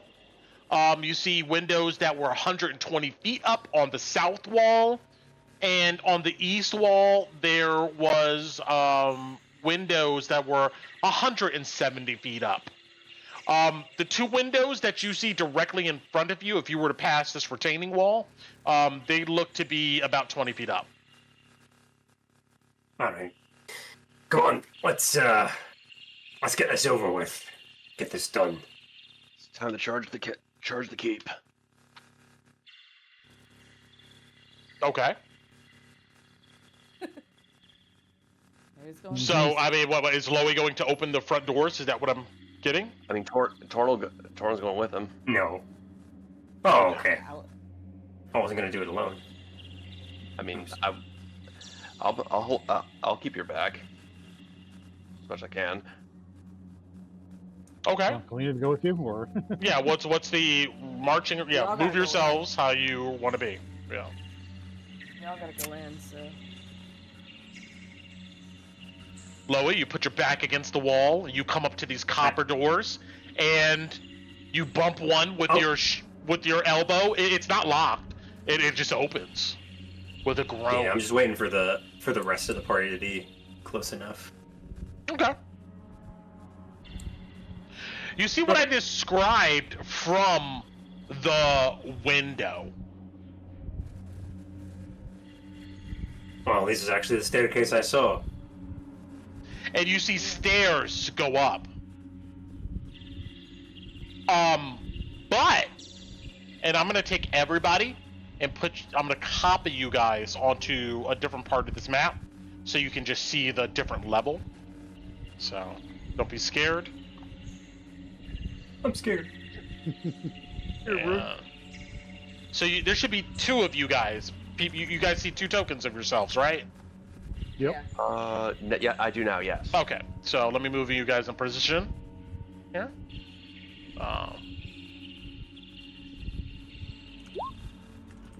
Oh, stop! Boy. I don't know what keeps doing this. All right, there we go. Okay, and we are boop, 1 position up. We got there, and we got Lowie there. And that's where everybody should be. Okay. As you walk in, Lowie, and look around,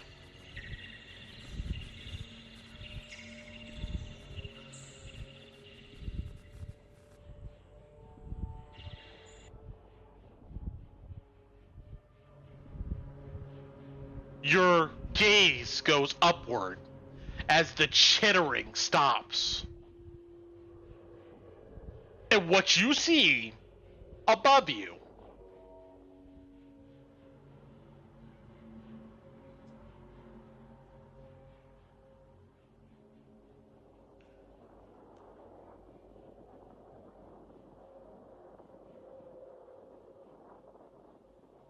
are a bunch of these creatures in soiled, disgusting nests. Their feces has an acrid smell to them. You look at them, they look at you,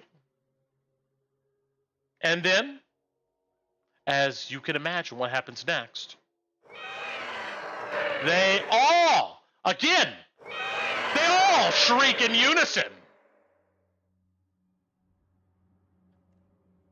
Some of them open their wings, and it looks like they're springing, ready to attack.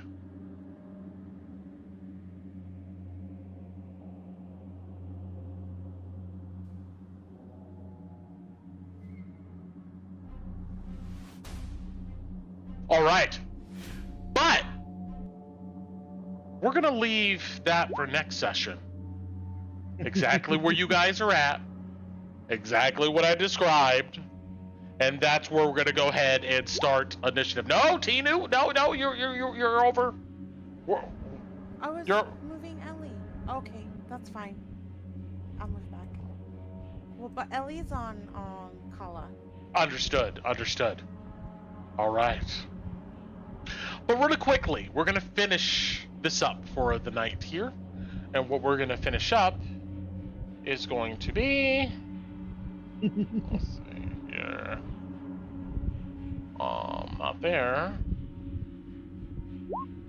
Here we go. We're gonna head back. Boy, here we go.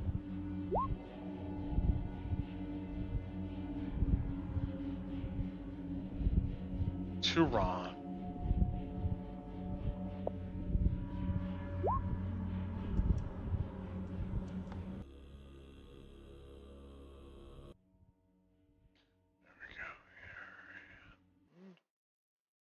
There. All right.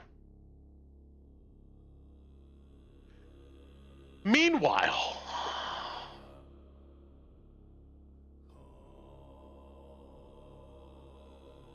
Sir Virgil Underwood is not there, of course.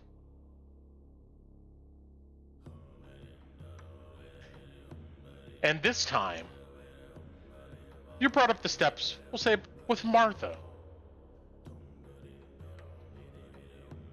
Into the old, dusty chapel. Whoa. Of St. Selena's Monastery.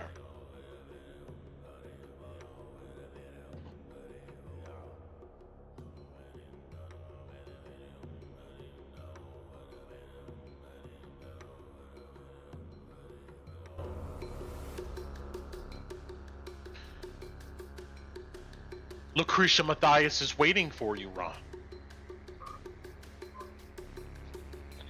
He weakly stands up. Yes, weakly. Lucretia smiles at you, despite your emaciated state.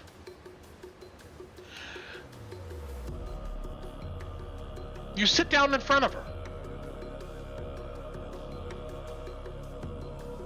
She looks at you and she says, I'm surprised you haven't had more questions during our resolutions.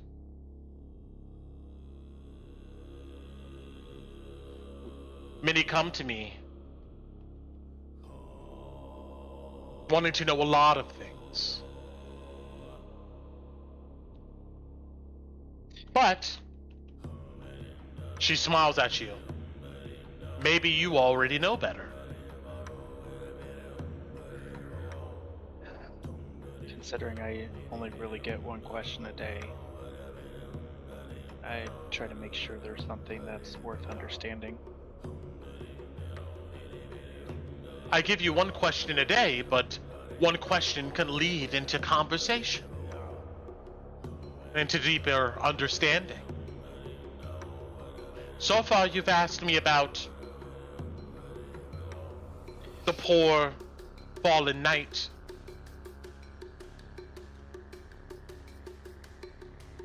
And besides that, I can't think of any other potent questions.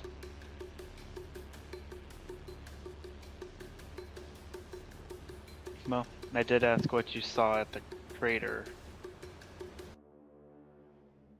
And I did ask in regard to Virgil Underwood and the Falling Fire stance on. Hang on, let me pull up my notes, Brian. Sorry. It wasn't quite prepared for this.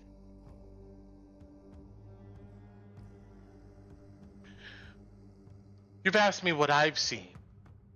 Lucretia says, her thin, white, gaunt face, deep wrinkles, but alert and perceptive blue eyes. You asked me what I've seen at the crater. You've never even asked me what is actually there.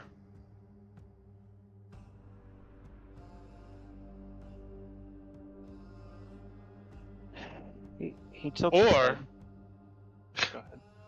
where I even come from. Or who I am even as a person.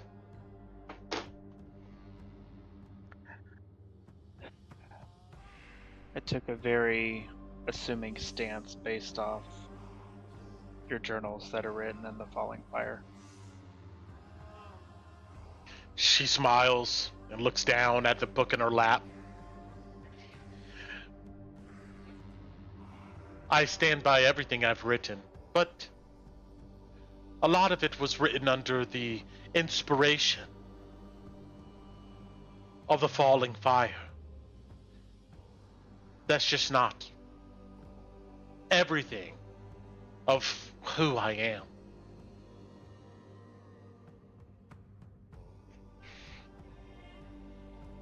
She goes, I actually grew up in a small town in the country in southern Ilaria. I shouldn't say grow up. I was there for my really early years, but my mother and father moved to Drakkenheim. That's where I went to school, St. Vitruvius Cathedral, tutoring for young girls and boys of the faith, and everyone in between. My father, she seems to think hard about this. He was a frightening man.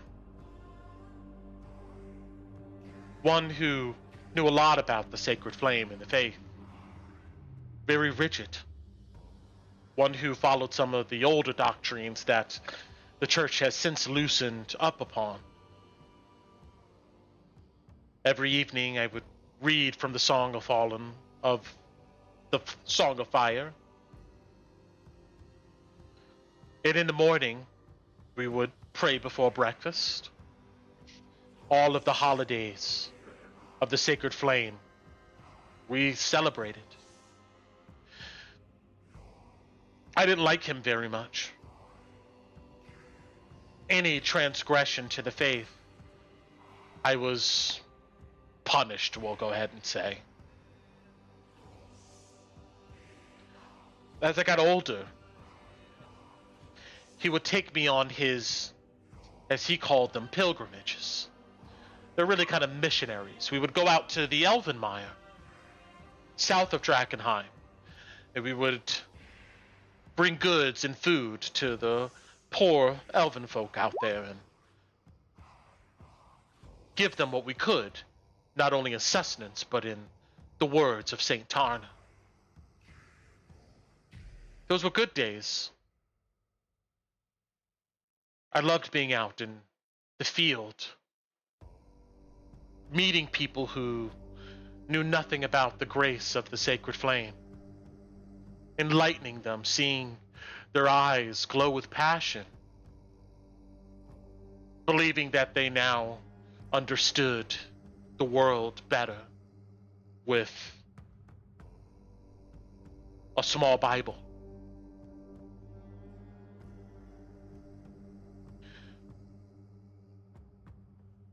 Even though my father was harsh,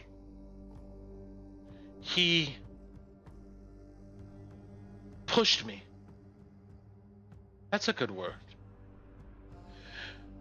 Pushed me to dive deeper into the Song of Fire, into the words, to feel Saint Tarna, Michael, Gabriel, and the divine light. He knew I was talented in it before I knew. He knew I would see greatness. I wish he was here to see me now. She looks at you with her cloudy eyes. Do you think he'd be proud or disappointed?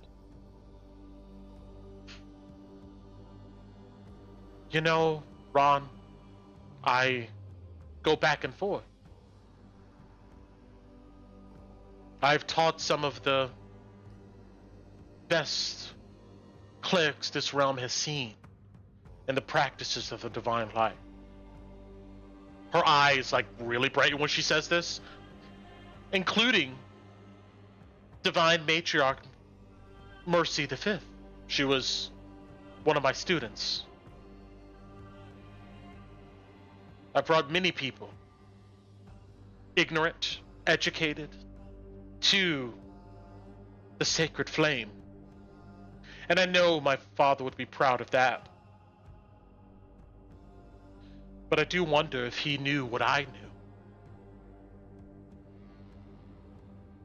the darkness that is coming.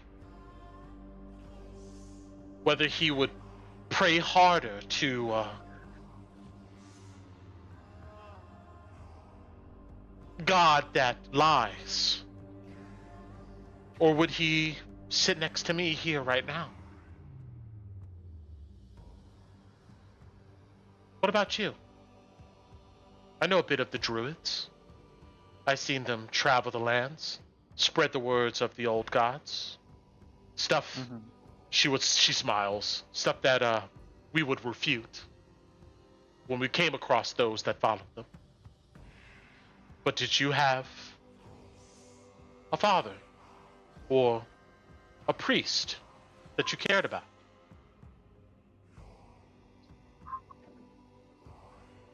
Specifically, father or priest, not necessarily. I had my mentor. Her eyes brighten.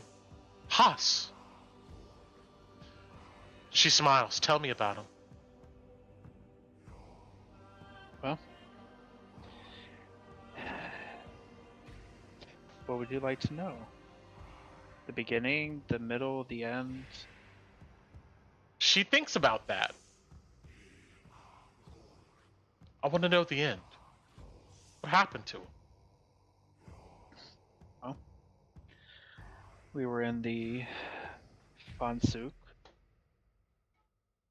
As, you know, my clan... Fansuk? Yes, what I guess people consider the dream world. She thinks about that. She goes, ah, yes. I understand. Continue.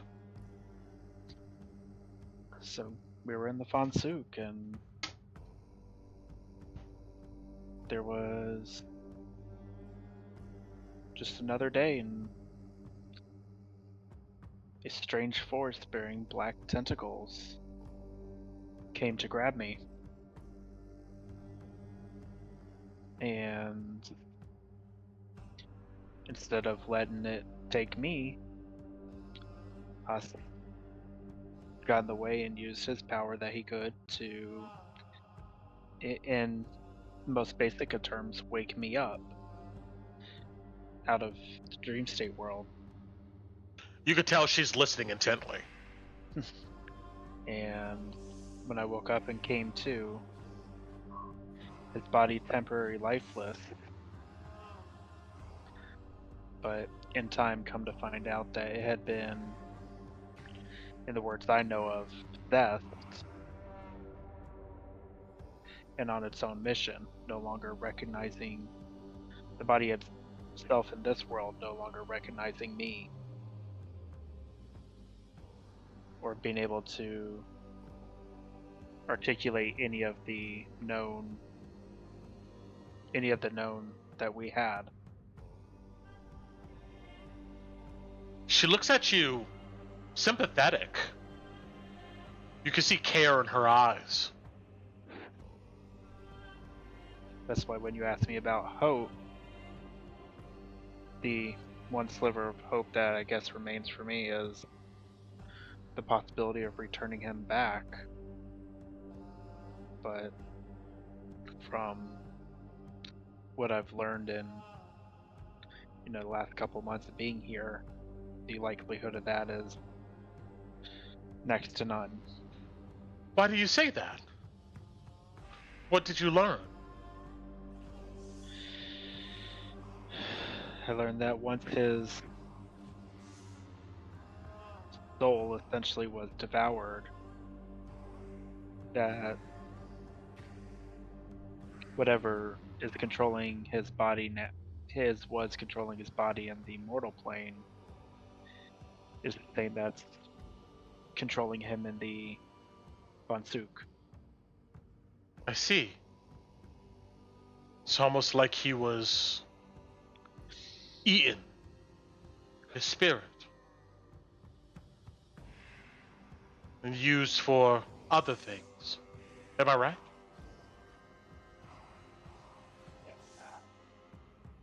Ron being very literal.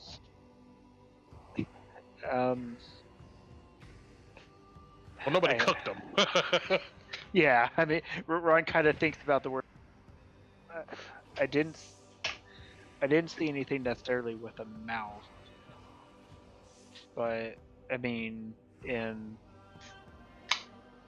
the common tongue, eaten in a form of consuming something, yes. She shakes her head and sighs heavily. I wish your mentor, Haas, knew of the falling fire before he was consumed or taken. But her eyes sparkle. There may be a way to get him back. Ron weakly perks up. It is the nature of the falling fire to consume. There's nothing we can do about that. It's too late. It is here. But she smiles. If you succeed with the sacrament, Ron, you will know that no matter what happens to this world, you will be ready for the next. And when the next world comes, I think you'll be able to bring Haas back. We're under zone of truth still. Yes. Okay. This is just her opinions, though. No, that's fine. I'm just trying to see. Well, can I insight her on that? Yes, you can.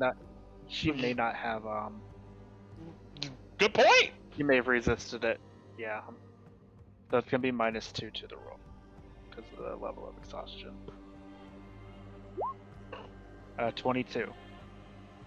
Hold on.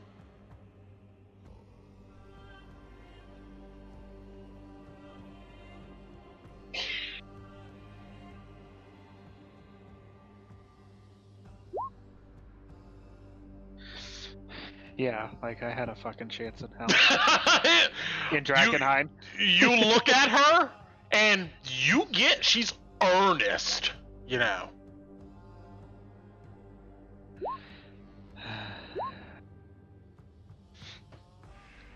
I know deep down inside you don't believe me. But I promise you, Ron, after the sacrament, you'll be safe. And in the future world, when all this is over,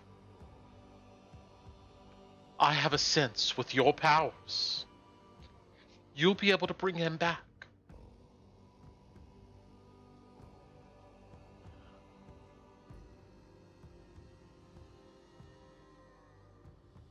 I know you need time to think about that.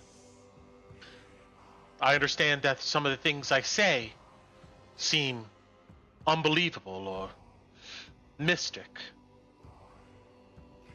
She nods, but I promise you, after the sacrament, it will be crystal clear. Most people take months, years to get this far. And I must say, while you're down below in the crypts, she does finger quotes, safe. I wonder how you've survived this long. Well, how am I supposed to survive the sacrament? I don't know if I could do a couple more days, to be completely honest. She smiles. That's good that you don't know. When we don't know the future, when things are unknown to us, it leaves room for new information, for growth, for new understandings.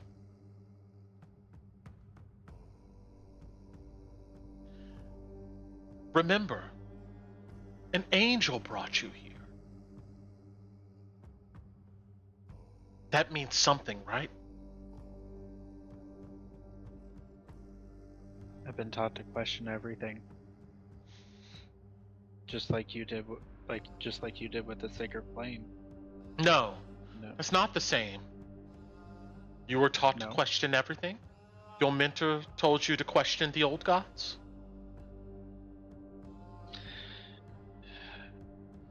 In a sense, yes, you can. I don't believe you.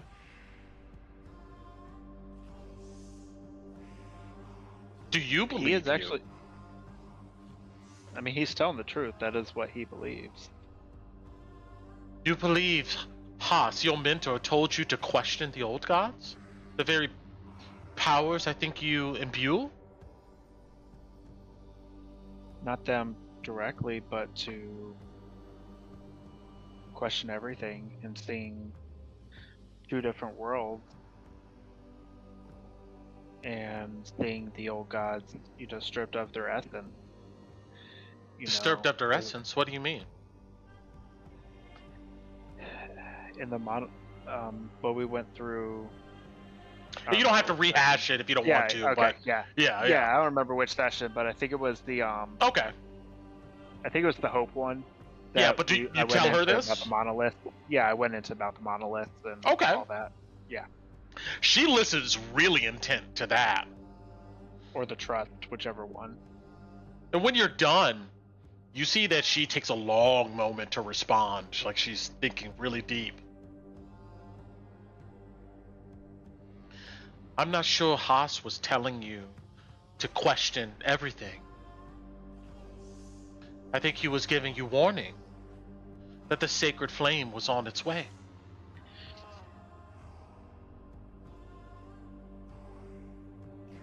Something was on its way. What is the sacred flame, Ron? The divine light. The silver order. Haas was telling you that it was coming to consume.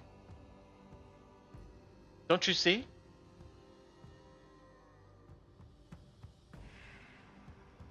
So you're saying the light that I saw in the Fonsook was, quote unquote, the divine light that consumed the essence of the old gods? Yes. Can I do another insight? Mm-hmm. Again, not that it probably matters, but We'll see. Beats.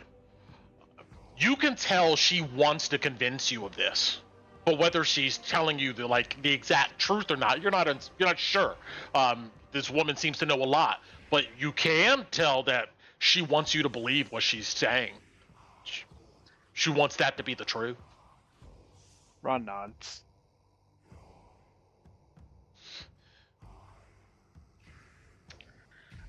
I've never had much faith in the Sacred Flame. I think what I've seen just in a short time with them, there's no loyalty even among rank. There is not. They all march like ants off a cliff or into something to their doom. But I promise you, Ron, Haas wanted you to know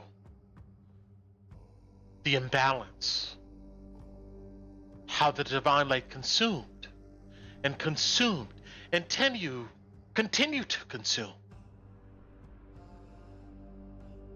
until that consumption met something else, a despair, a darkness. A darkness that unintentionally took Haas and your kinfolk It's in its nature. It can't help itself. It's not the cause. It's the result of a perverted divine light.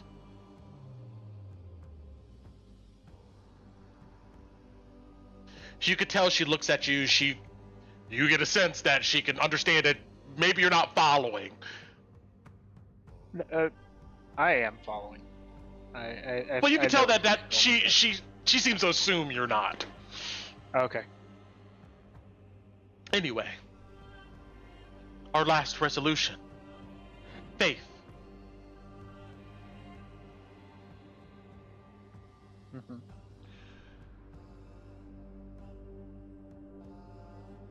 Your gods, these old ones.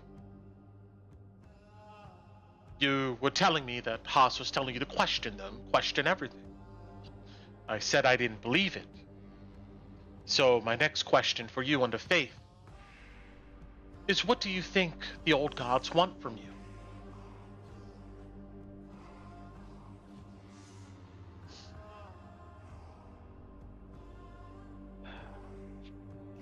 From my experience, what the old gods want is blind loyalty, which to me is something that's earned, not just given.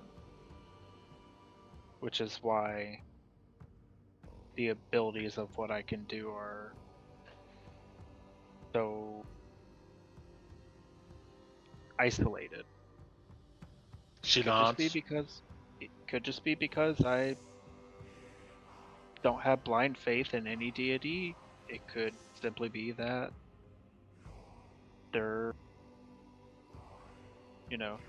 essences are minimal, borderline, extinct. I can tell you're hesitant, Ron. Always. Shh. I can tell that deep down inside, you're not sure what the old gods want from you. No, I've never been able to ask. You've already found the truth, Ron. We can't be certain of the motivations of the gods, old or new. We only can glean some idea of their desires from what we see in the mortal realm. The divine light has shown that absolute order is the end. And there is agony and pain for generations because of that desire. The old gods have shown abandonment of this world long ago, unfortunately.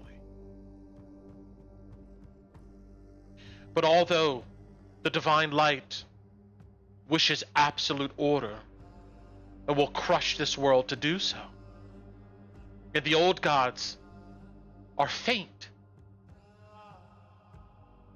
not here.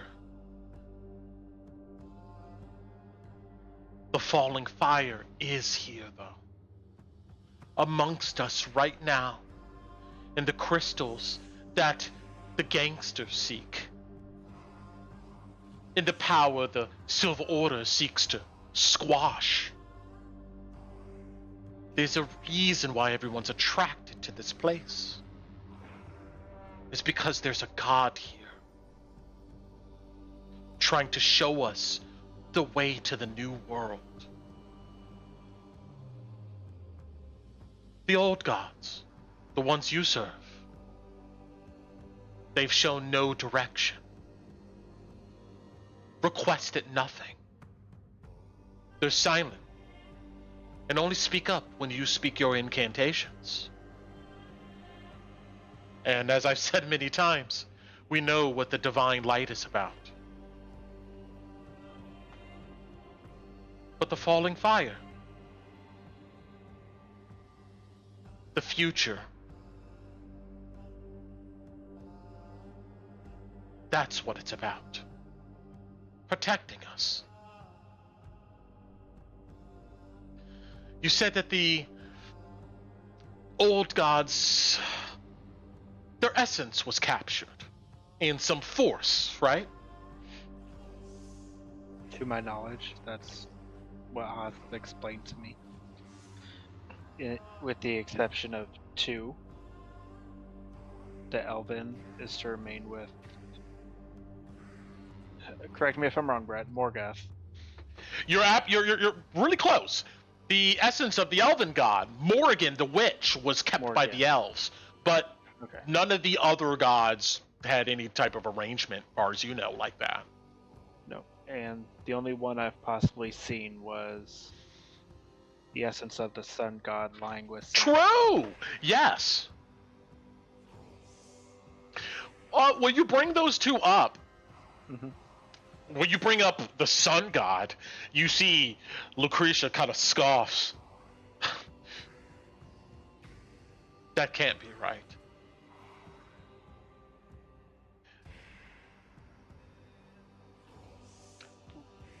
The goddess or god of the sun that people used to worship, that was turned by Saint Tana herself. She represents the sun. Vitality, renewal, rebirth.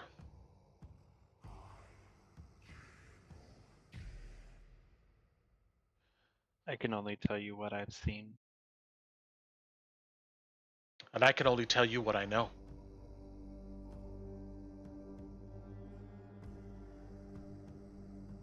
Is there any other questions you would like to ask Ron before we're done? Well, since I'm unable to take as the days grow longer for me, harder for me to stay as vigilant. The sacrament can become harder, which is understandable. When am I expected to take the sacrament? She smiles. This is the last resolution. After this, it's the sacrament.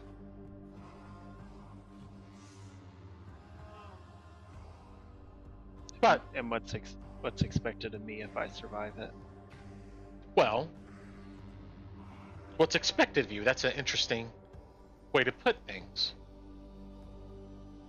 I would imagine And become a champion. yes. It would be expected of you to, she smiles, help us. Prepare for the end of the world.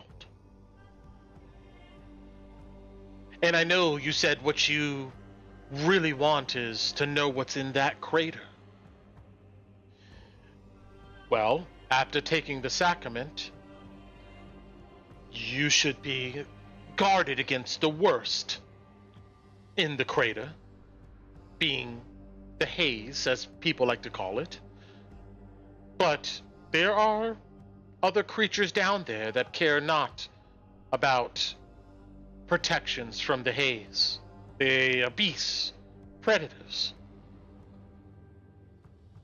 If one was able to get through them, then they will see what's at the center of the crater. And she smiles even wider. And at the center of that crater is what I know. Now, going by yourself down into the crater, you'll be protected from the haze, but the other monsters I'm not so sure about. But I do know that you have friends.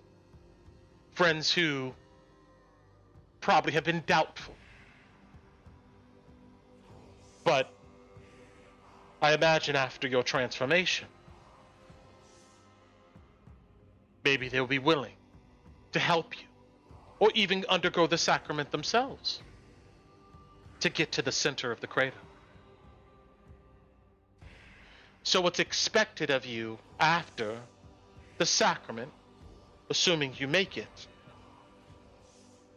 is for you to continue your journey. To know what I know, to feel it, to know it's true. By getting to the crater.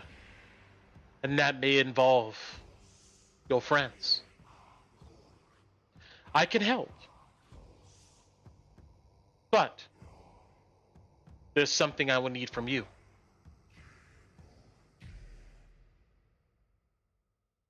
Yes. She looks almost sheepish. She swallows hard. The sacred flame, the silver order. They're amassing soldiers. She grimaces. They want to take one of the gates to the city, the temple gate, where the dogs are. And from there, we're sure they will try to kill us all and destroy the truth that's in the crater. She leans forward.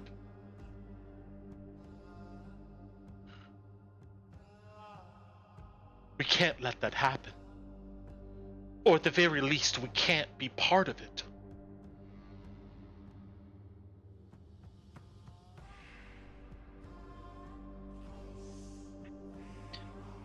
Is there anything here that would be of use to keep that from happening? I cannot do that alone. I understand. After the sacrament, I hesitate to say more, it may scare you. But after the sacrament, she smiles again. I have an idea. And if that idea comes to fruition, then the way to the center of the crater, for you, your friends, with my help, should be clear.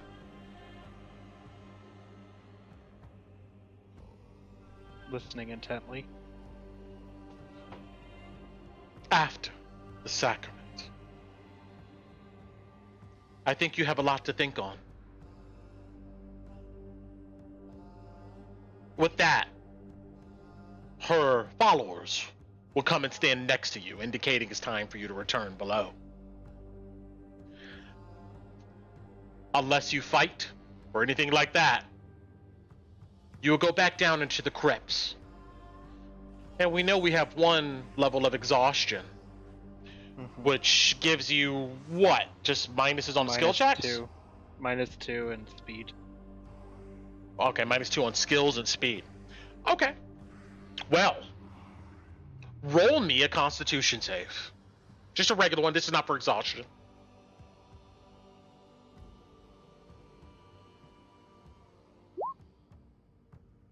Okay. What am I at, like 3 levels of damnation now? You're uncertain, but you know you're sick.